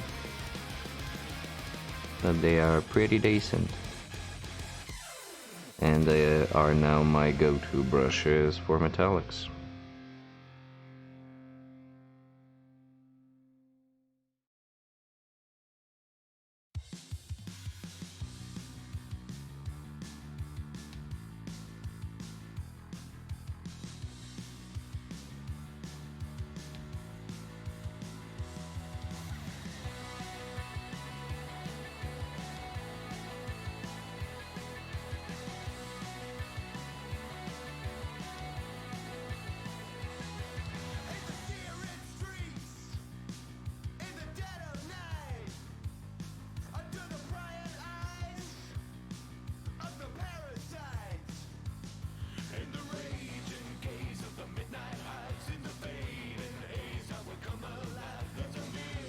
And we have already run into the issue with the Citadel Metallics, which is you lay down multiple layers and nothing is happening. Because my habit is to paint with very watered down paints, to my ever growing detriment. But still, this is how I'm used to doing it, and I don't intend to change that anytime soon. I'm switching to the acrylics I already loaded up on the wet palette because I saw a spill here. And I'm just gonna go and quickly fix it up.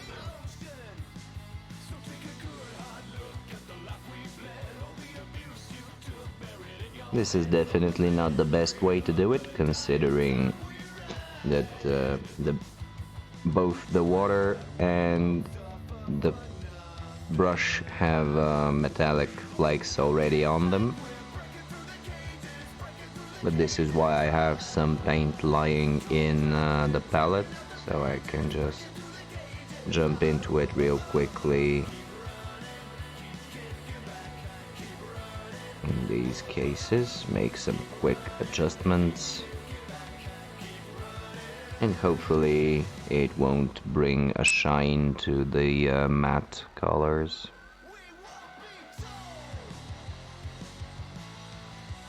Still though, this is not a recommended course of action, and it is one of the cases where I would say not to copy what I'm doing right now.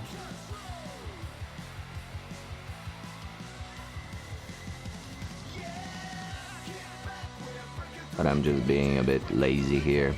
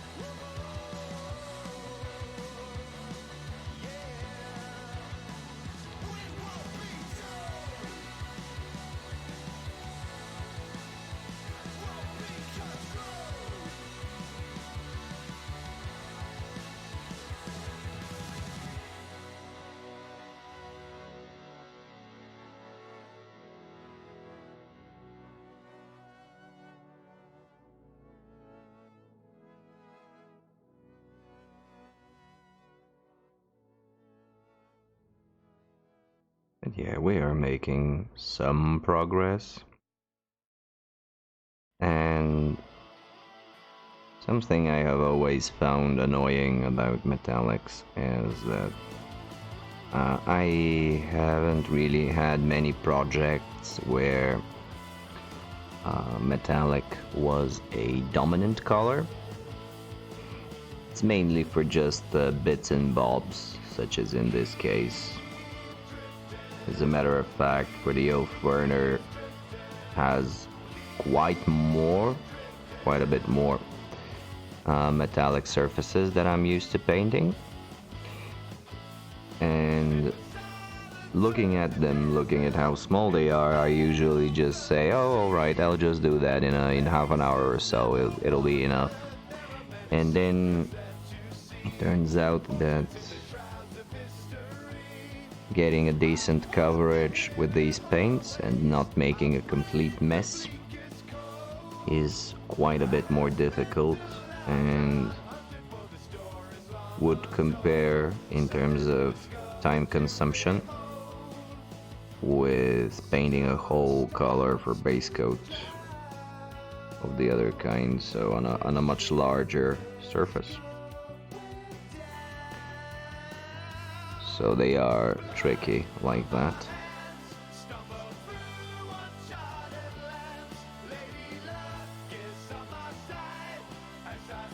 Hey White Wolf, how are you? Thank you for joining us,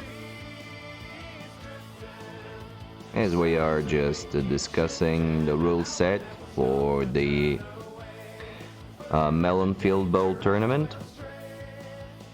And I am mostly hungry. Alright, well. No one will judge if you have a snack while watching the stream.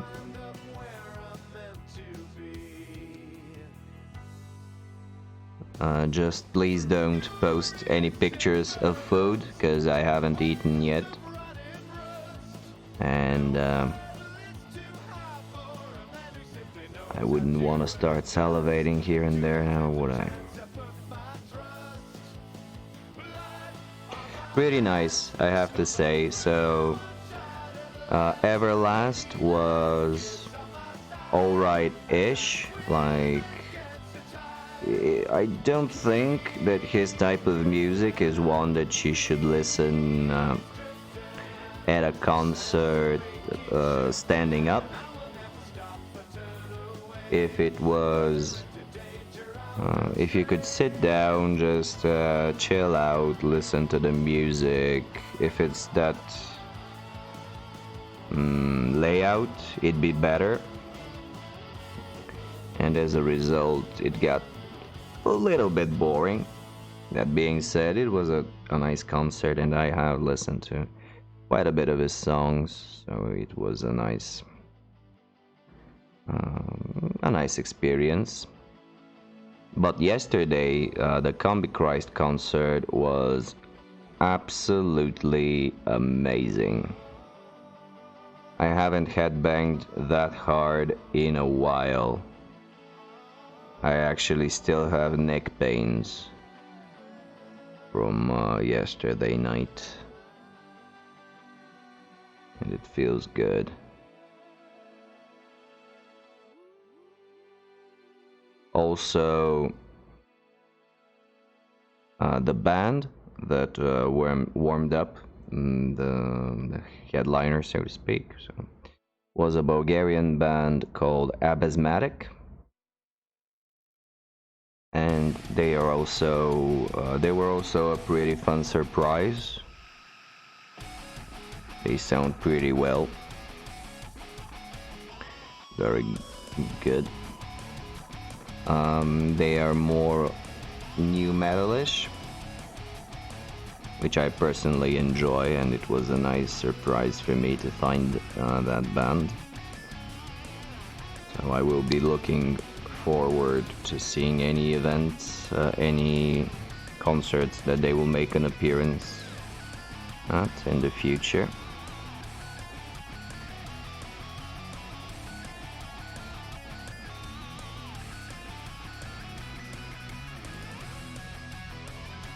So overall, yeah, both of them were good experiences, but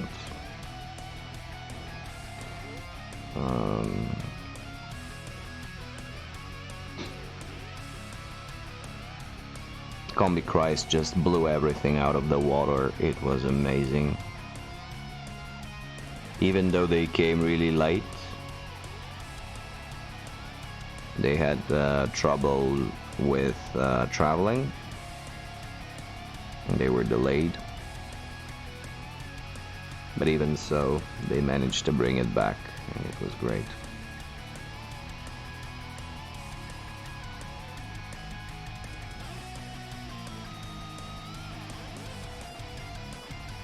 As a result, of course, I haven't been able to sleep all that much these past few days, but considering it's a full moon, I wasn't gonna be able to anyway, so no regrets here.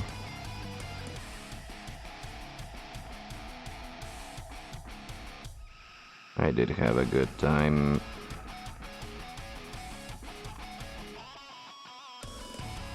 I came across some colleagues from university that I haven't seen in about a decade.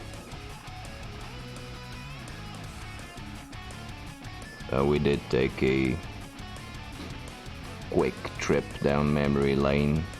It's fun.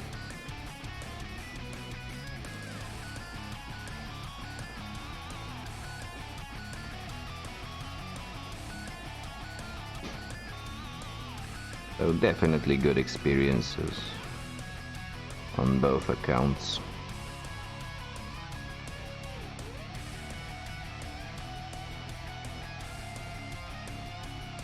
Also, Everlast was in the Music Jam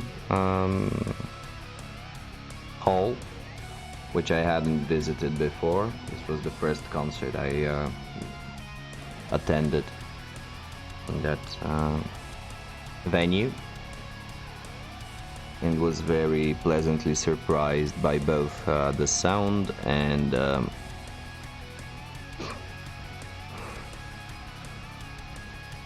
overall layout.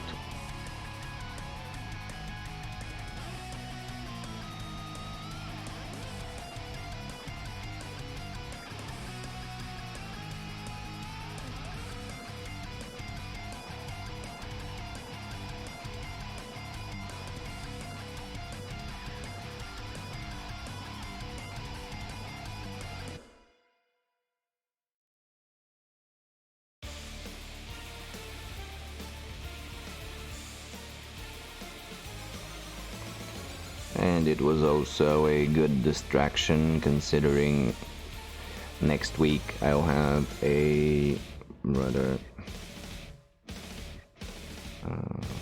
unpleasant spike in work volume at my job. It will be a rather tough week. So using this week as an opportunity to distract myself from thinking about it also helped.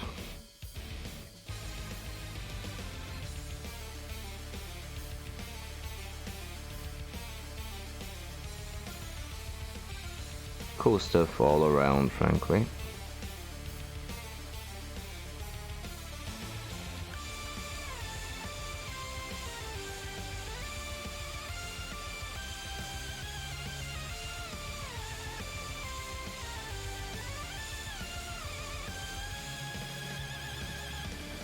I did miss a couple of opportunities for streaming these days, but I think it was worth it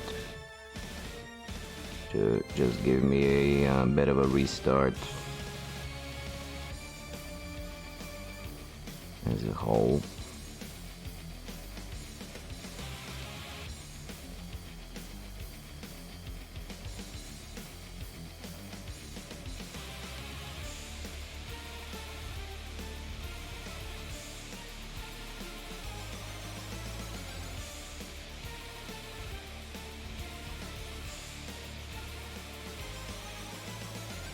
How are we doing here for coverage? Pretty poorly. Okay.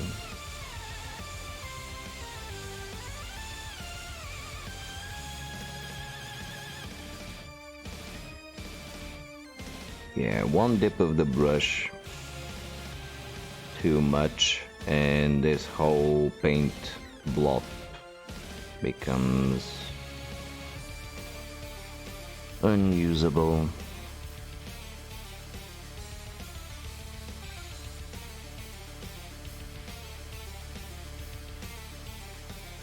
I wasn't being very detailed in the painting of the buckles that you saw right now. And the reason behind this is that I will be applying a wash which will matte down the metallic sheen, and will make it, since it's a yellow metallic to begin with, it'll make it brownish. And as you saw, it's the fur around it is also brown. So once I dip some shade into the buckle areas, it'll bring it down and will leave only the shiny rims as a result. So I don't really need to perfectly cover just the rim of the buckles here.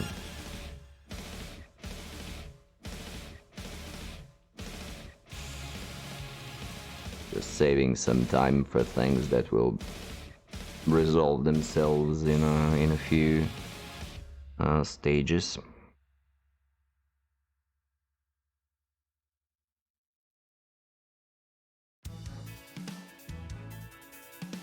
as we are working on a timetable after all. At least a little bit. At least I'm trying to. Even though so far I've mostly been failing on that front.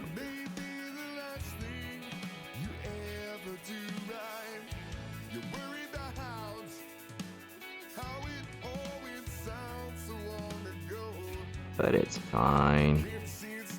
It'll all be fine.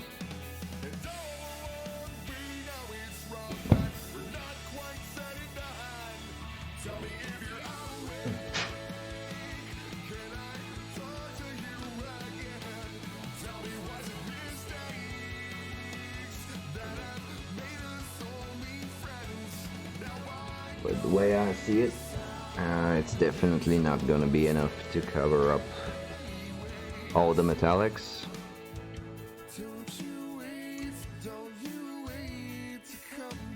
In an hour, I might be able to get the yellow done, and the golds, but not the silvers. Silvers will be left for the next paint stream.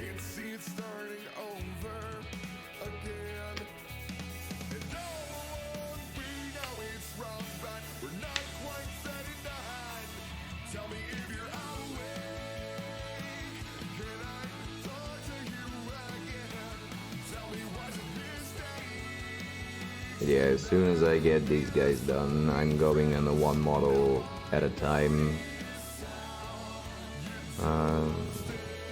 team. And that way there will be noticeably more development, more progress in between the streams. It won't be like one color per stream like it is right now.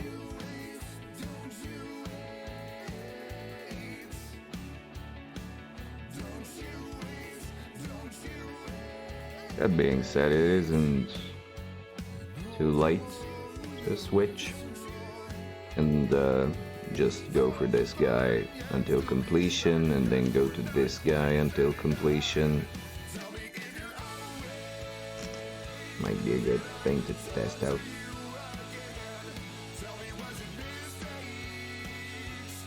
Yeah, you know what? That's how I'm gonna go about it. So it's just gonna be the oath. The lineman will have to wait his turn.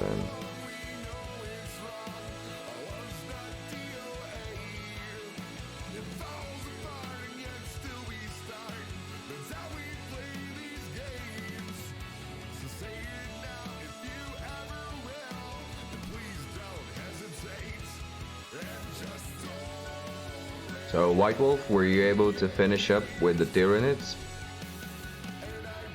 Or do you still have some pending minis to assemble?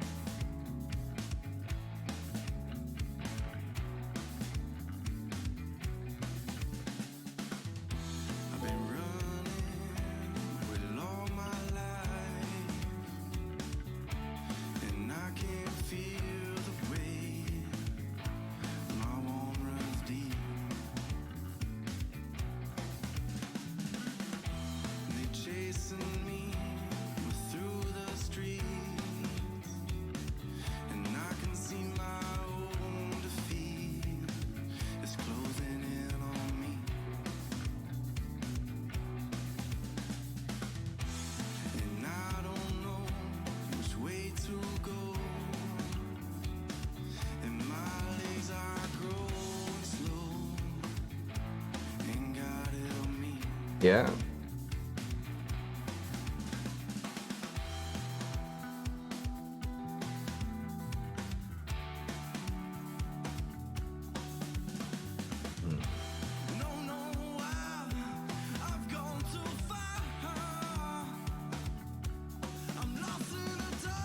No, and I will tell you why exactly. Um, it, the app that I'm using to play the music, the one that Pretzel Rocks, the one that posts automatically every new song that gets into the playlist, is a special app that only plays copyright free music. So it's fine for uploading to YouTube and for playing on Twitch. Yeah, I looked for it specifically. I wanted to have something like that.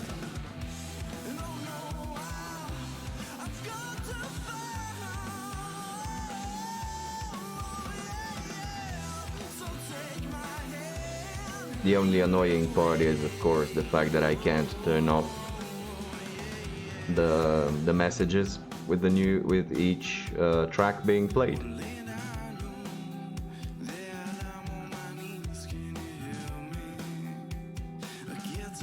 But I think it counts as another chatter um, in terms of Twitch statistics, so whatever. I hope it's not too annoying for you.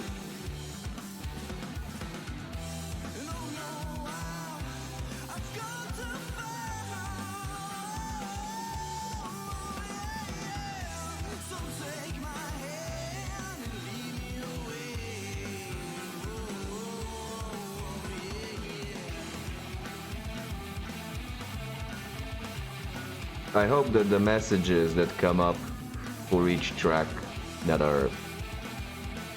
Oh, right, okay.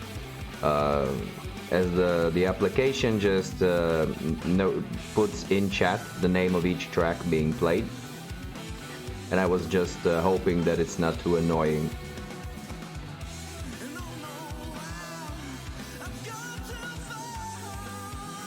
Because unfortunately I can't turn them off.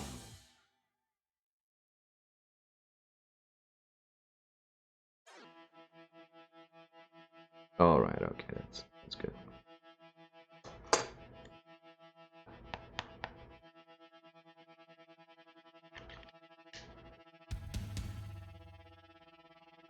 So let's continue trying to get this guy all golded up. Give him some bling. Yeah, that's a way of putting it. Although I don't think that there is a counter. But, no.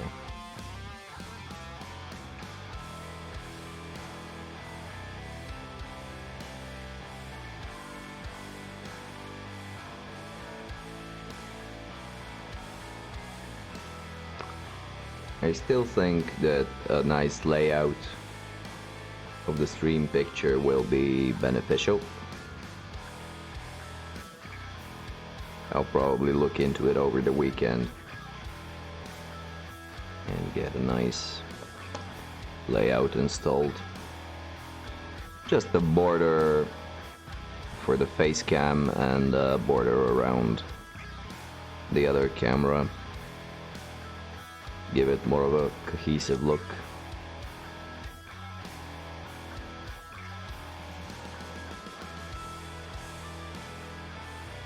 We'll see how things work out.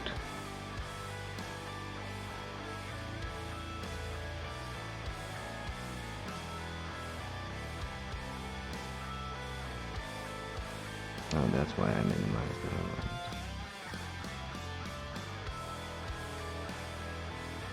Can shrink. Okay.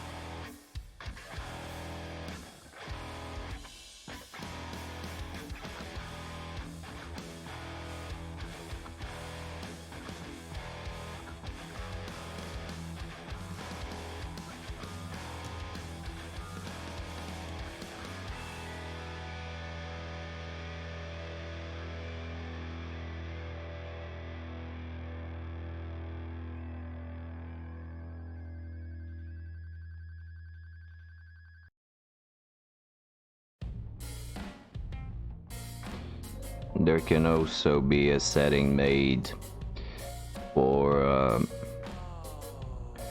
all of you that are watching. If you like any of the songs, you can make a playlist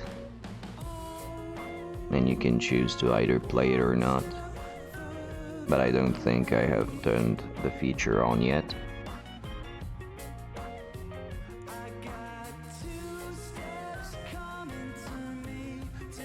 But it's an option.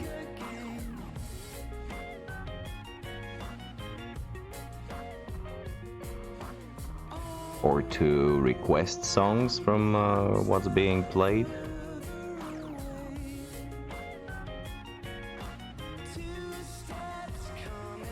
Although for the moment I think it's just good to have something in the background to fill up any dead air.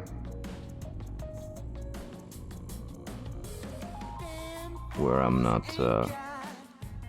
rambling.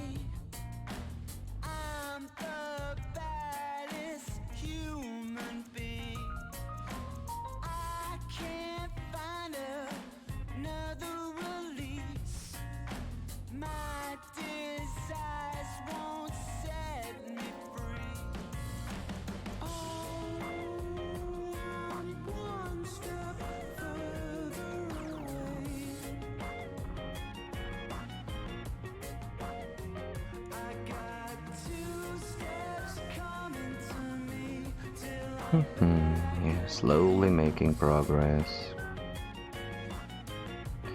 Truth be told, I don't think I'll be able to get all the gold done in time until today's stream end, but one brush stroke at a time, and sooner or later they will get done. It's just going to take a while.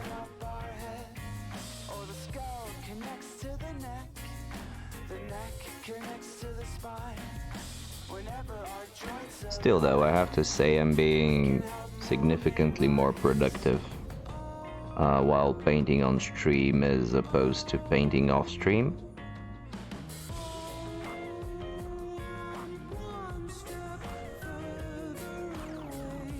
Even with following chat and so on, because otherwise I would take quite a few more breaks and get even more distracted by whatever it is that I'm watching or listening to while painting.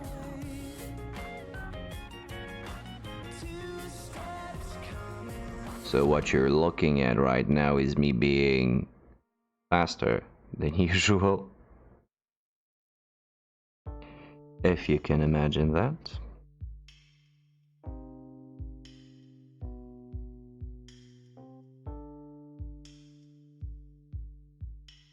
And I do consider this to be another added bonus to me streaming my painting sessions.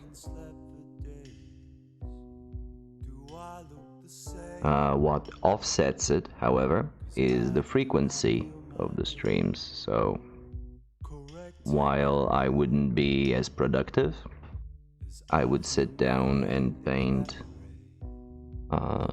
3 or 4 times a week. Whereas now I'm only painting once or twice.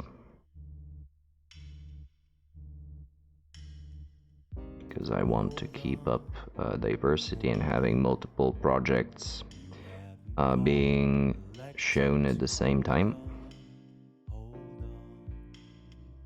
for their diversity's sake.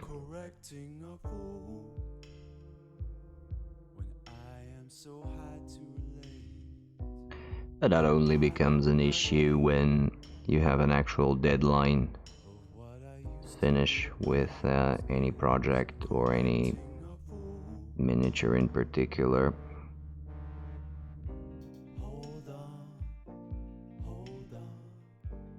So after getting these guys done, well, these and the other two, it will be a lot calmer I will stop stressing about it so much. You haven't fallen, electing to hold on, hold on. And I will be able to take my time And I'll never let go. with all future projects and not having to rush them or think about whether or not I'll have time to squeeze in another stream and going for a longer. Things like that will no longer be an issue.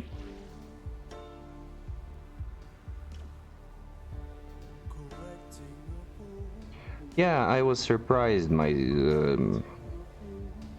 as well when I noticed this, but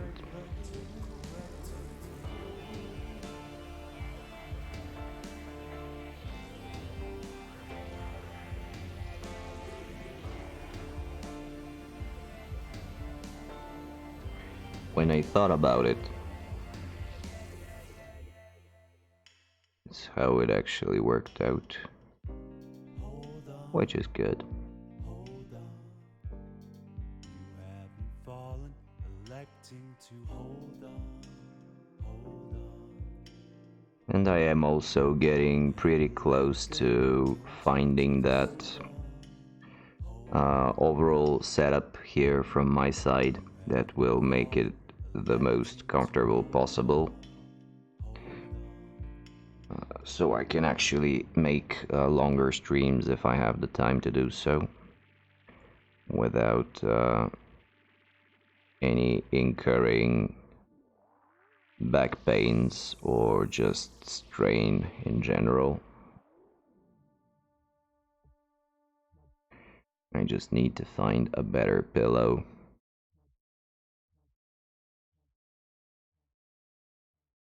Or tray to put on my knees so I can rest my elbows.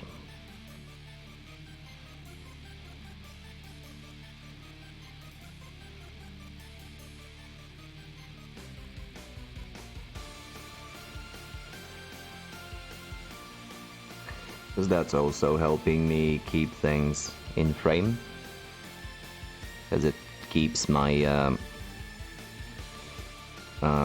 my elbows in place and also my forearms pressed against the desk edge, which is actually limiting my fidgeting, and so it's easier to stay in frame and not so much in focus, but still closer than my initial attempts were.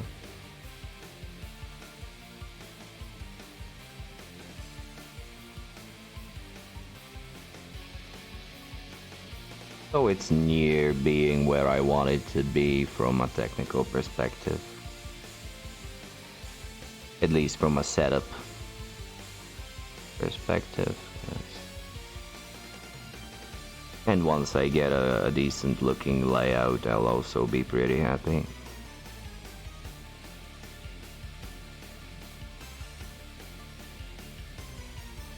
Which would only leave a couple of things to be fixed, but that's not feasible right now because I would need to get to affiliate level with Twitch to allow me to use bits, well, to receive bits and subscriptions, so I will need to get a few more widgets installed. But this will happen when I actually reach the level, if I ever reach it. So it's not something to worry about. And then I can get another layout, all sorts of stuff.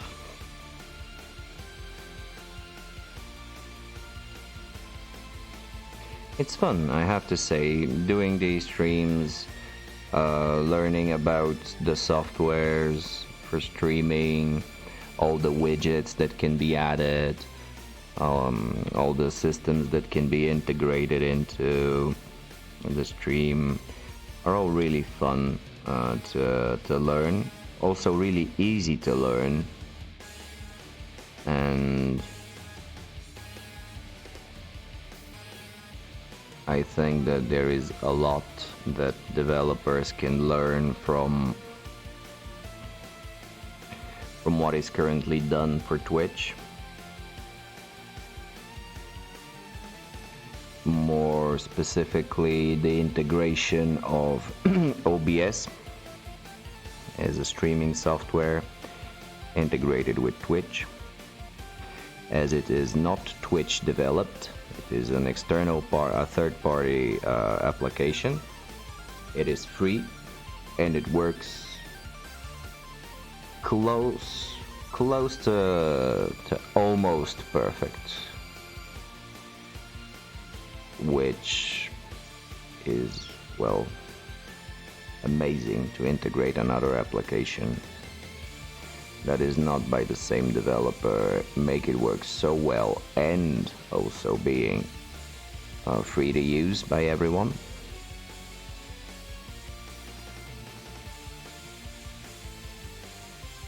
It's almost mind-blowing.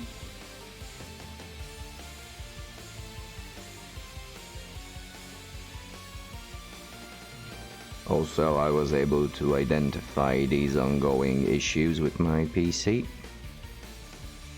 And now that I can address them, it will lead to a healthier machine, and I will be able to get maybe another 3 years life out of it and be able to push its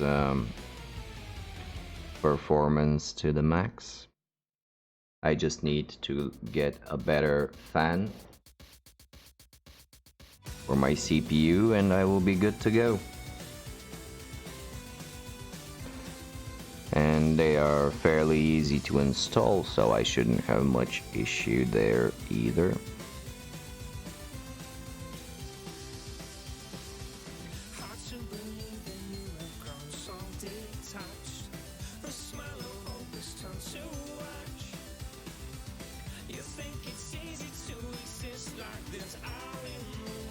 So yeah, things are looking up in this way.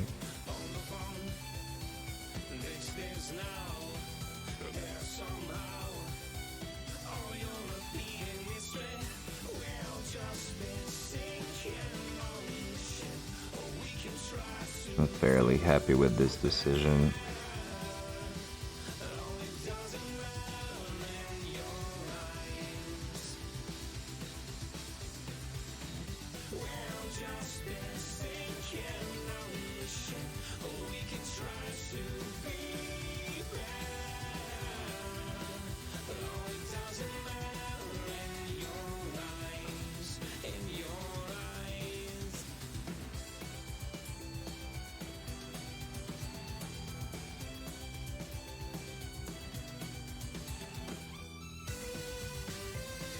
The one thing that I would probably want to change at some point, although I won't be able to really, at least not reliably, is to start streaming on a schedule.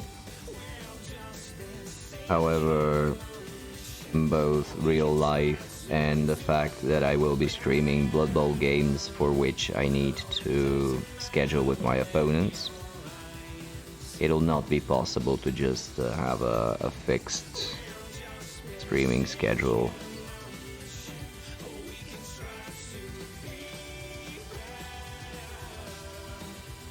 So the closest thing I can get to right now is just have the different types of streams and try to alternate them, to cycle them out as symmetrically as possible.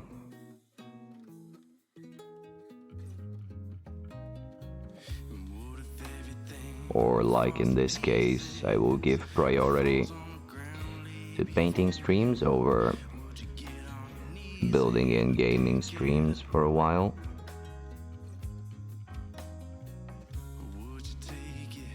Just until I get my bearings back.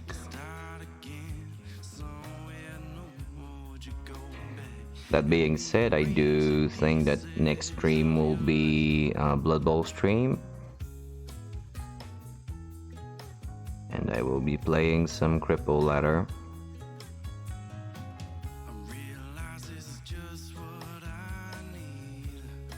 Probably tomorrow if nothing comes up.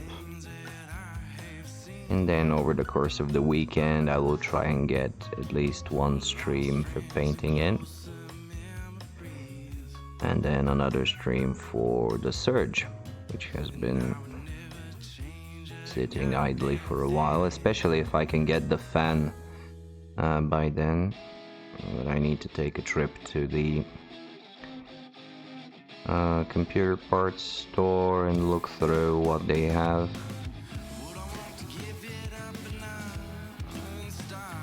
For fans and heat sinks and stuff like that. So I can choose one, install it, reapply the thermal compound again, and hopefully get a stable performance that I won't need to play around with much longer.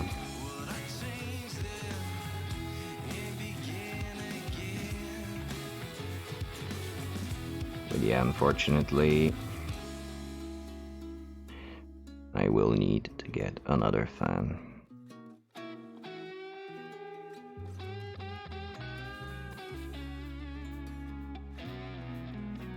Because the heat performance is abysmal.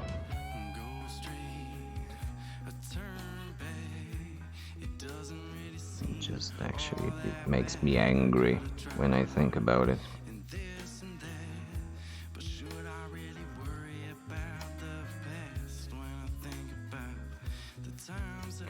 But if I do get it fixed, that will very much expand the possibilities for future games to be played,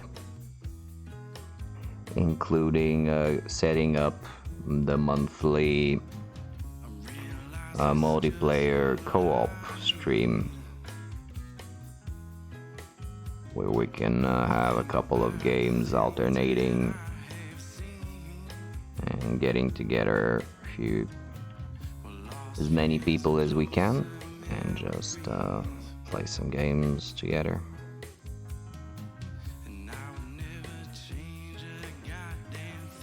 But as they say, all good things come in time.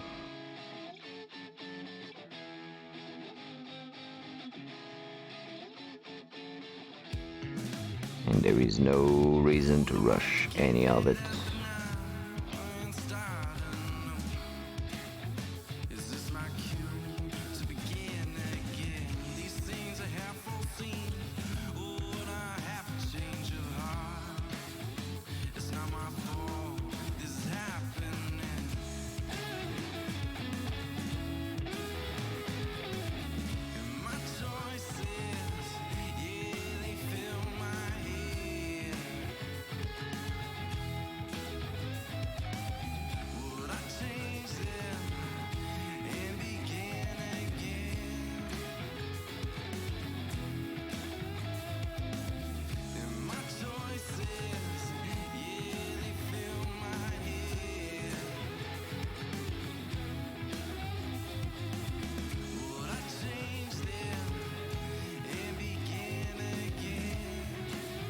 Hopefully no one notices these horrible mode lines that I forgot to remove from the top of the ponytail. But if someone does, well, deal with it. I am not scraping them off right now, and I've obviously missed to do so during the build stage.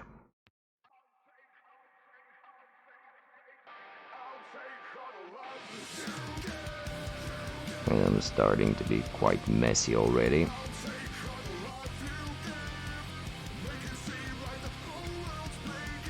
But I will correct this right now. I'll just cover this up, try to get the good coverage, and then clean up.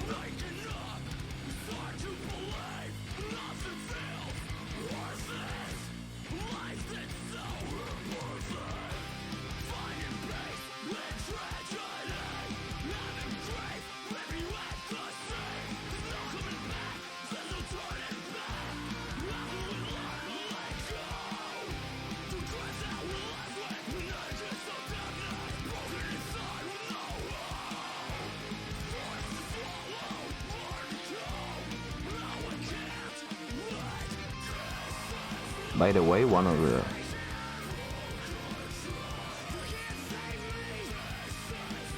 sorry, what? Am I mumbling so you can't hear me? Oh, the mold lines. Yeah, well, yeah. Can you see them on the screen? Oh yeah, you can. Oh, you totally can.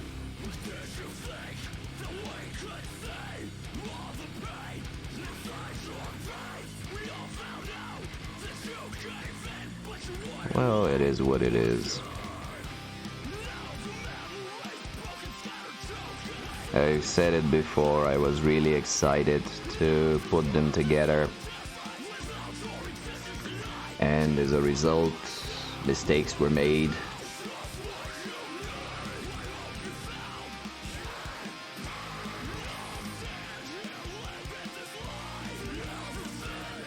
Yeah. Took me a moment to warm up.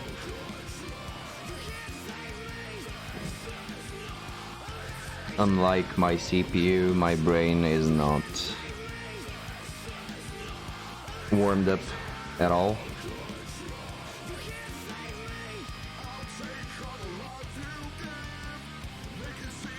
So let's run some corrections here and there. So right here we will correct this. And here we'll correct some things.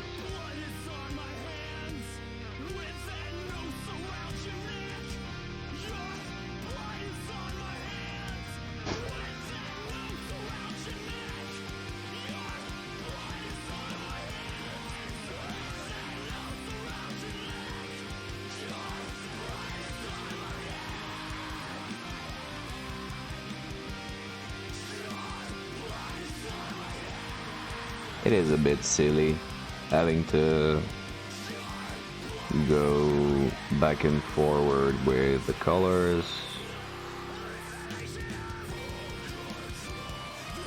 but I just address the situation as it arises right now. So if I make some spills and notice them, I already have my colors on the palette. It's actually quick and easy to fix any such imperfections.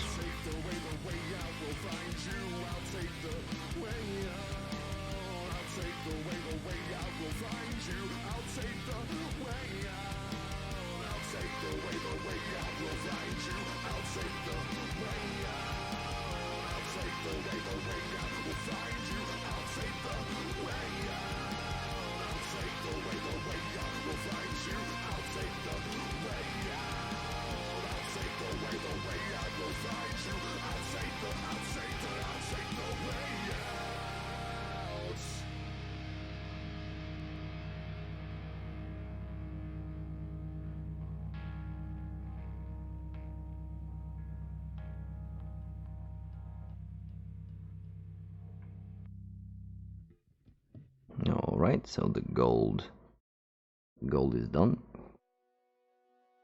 Now I saw that I missed something that I did on the other Ulf, which is to paint these things, these gem-like details in blue.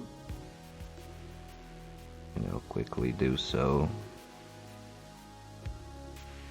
And if you're wondering why, well, because otherwise I will forget.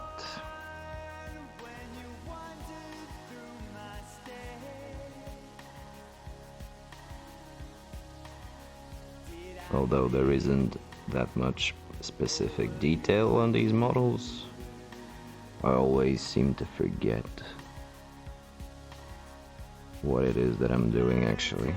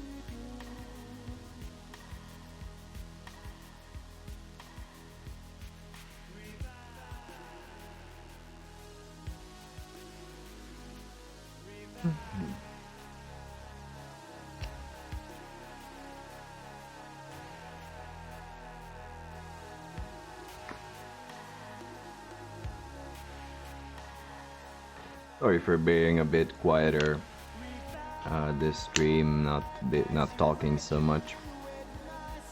But I guess it's just a bit of a fatigue being collected over the course of the past couple of days.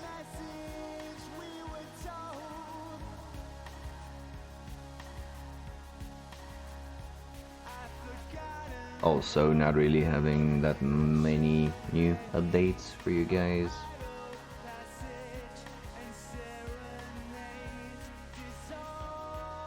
But that being said, we did get some paint on plastic, which is always good. We did get the cleanups done, and we got through the gold.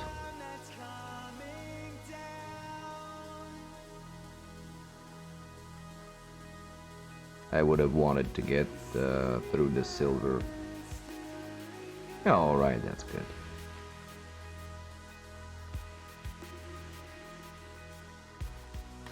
I did want to get the silver bits painted as well, and quite frankly I can try and do so. See how far we can get along, just so that I don't have to switch paint waters. Because the next stage will be the dry brushing of the furs.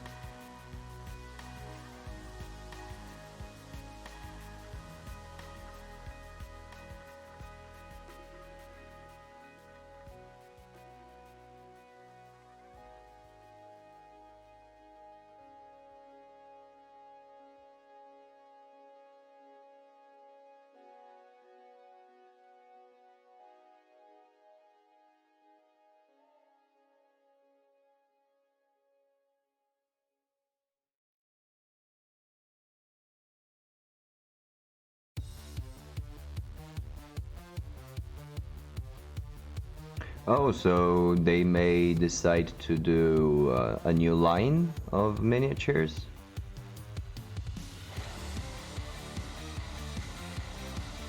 Probably do some more contemporary molds and get better looking models out of them.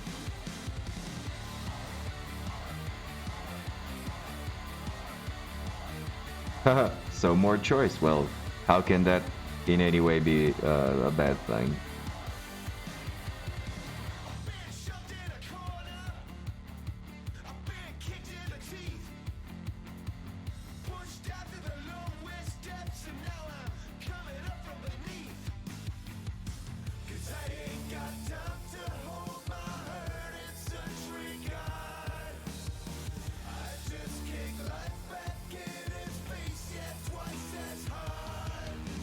But that's good news, yeah. Especially considering that you've been eyeing them for a while now. The fact that they might get new models out just adds to the spice.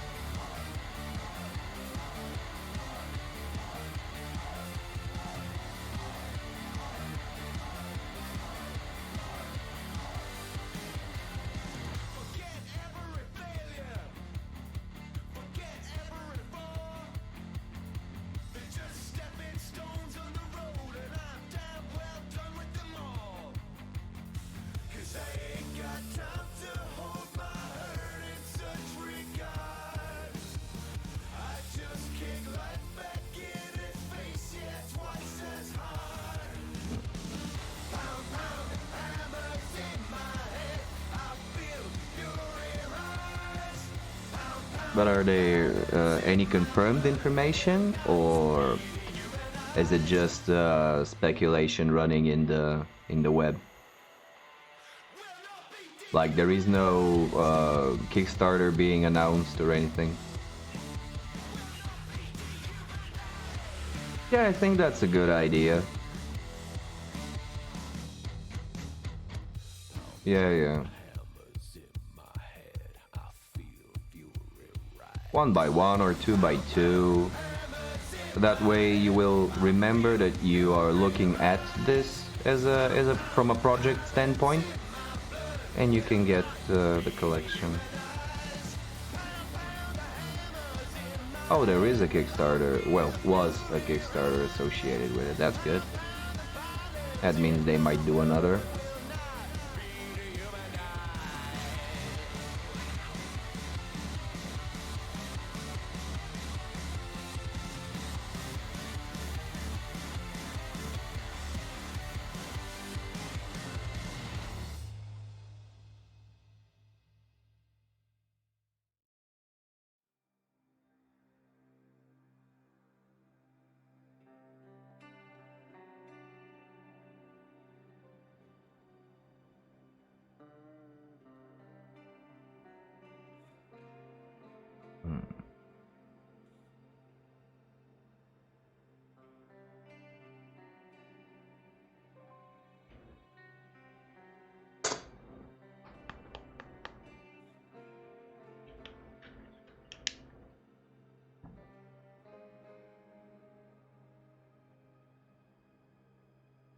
Let's just get another pass of the blue.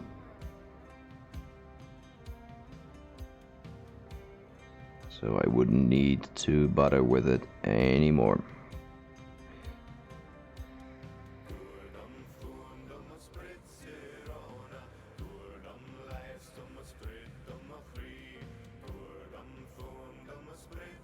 My personal opinion is that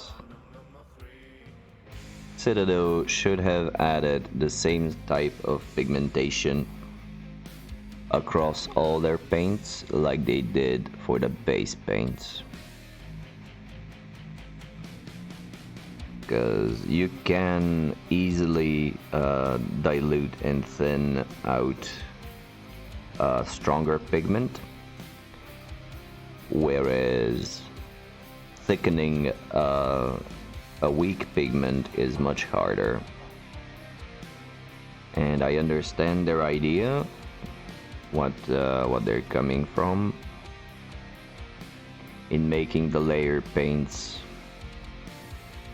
with a weaker pigment. But whenever you try to get a base coat of a layer paint, when you want to go in a specific direction and try to mix paints, it becomes a bit tiresome. It's quite harder. And granted, the entire paint range is aimed towards starting painters. Not that I'm in any way, shape or form a pro or even advanced, but having the option would have been nice. Because as you can see, this blue covered up perfectly well just in 2 coats, whereas if I was using a layer paint like a lighter blue, would have taken probably 3 or 4.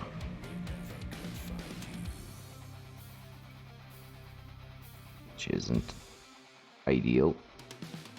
Oh, it is if you have all the time in the world and you're not in a hurry, but just going over the same colors over and over. And if you want to use them for layering or for glazing, you can always just pop in a couple drops of medium or more water and get them less opaque and more transparent. But that's of course just me rambling. Right, so there will be no point to go for the silvers now, because it'll probably take me a good 40 minutes to get them done.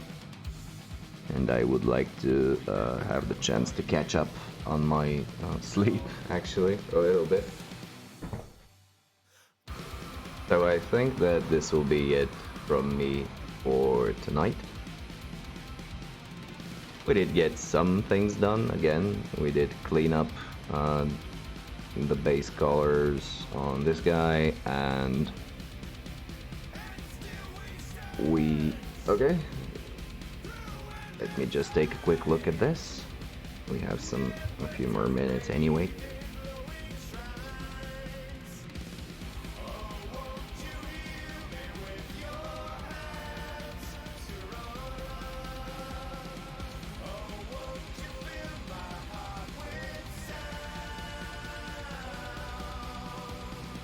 Oh yeah, that is definitely a catcher.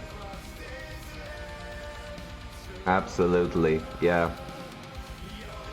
And in the... No, not at all. I mean, yeah, I'm curious to see them as well. This is a very fun idea for a project, and it got me interested, so I do want to see. And here, the position of the hands will allow for an easy hand swap for a pair of hands that are holding a ball, a Blood Bowl. So yeah, definitely a good idea for a catcher, definitely.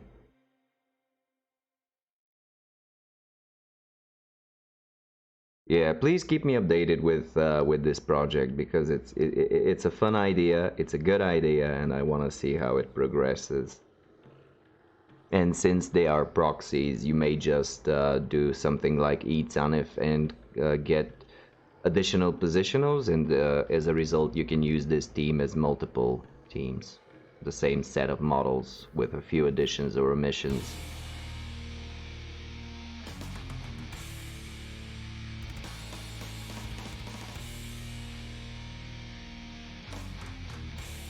Yeah, it's gonna be fun to see this project develop. Right, okay, thank you. That's a fun part of the collecting as well. Trying to pick and choose what you like, what you don't like, and as a result get a unique team that you're very happy with and that you feel close to. So that's good. But yeah, I will be turning off for now. Hopefully I will catch you back tomorrow, where I will be playing some Blood Bowl in the Rebel Cripple ladder. At any rate, if I will be doing that, I will do the regular announcement for the stream, so if you feel like it and if you have some spare time, you are always free to join and very welcome to do so. Have a nice rest as well. Have a beautiful rest of the evening to anyone who is watching. Thank you all for joining, for sticking around. And I think I will go with this as a regular catchphrase to always do what you love and love what it is that you do. And until next time, bye bye now.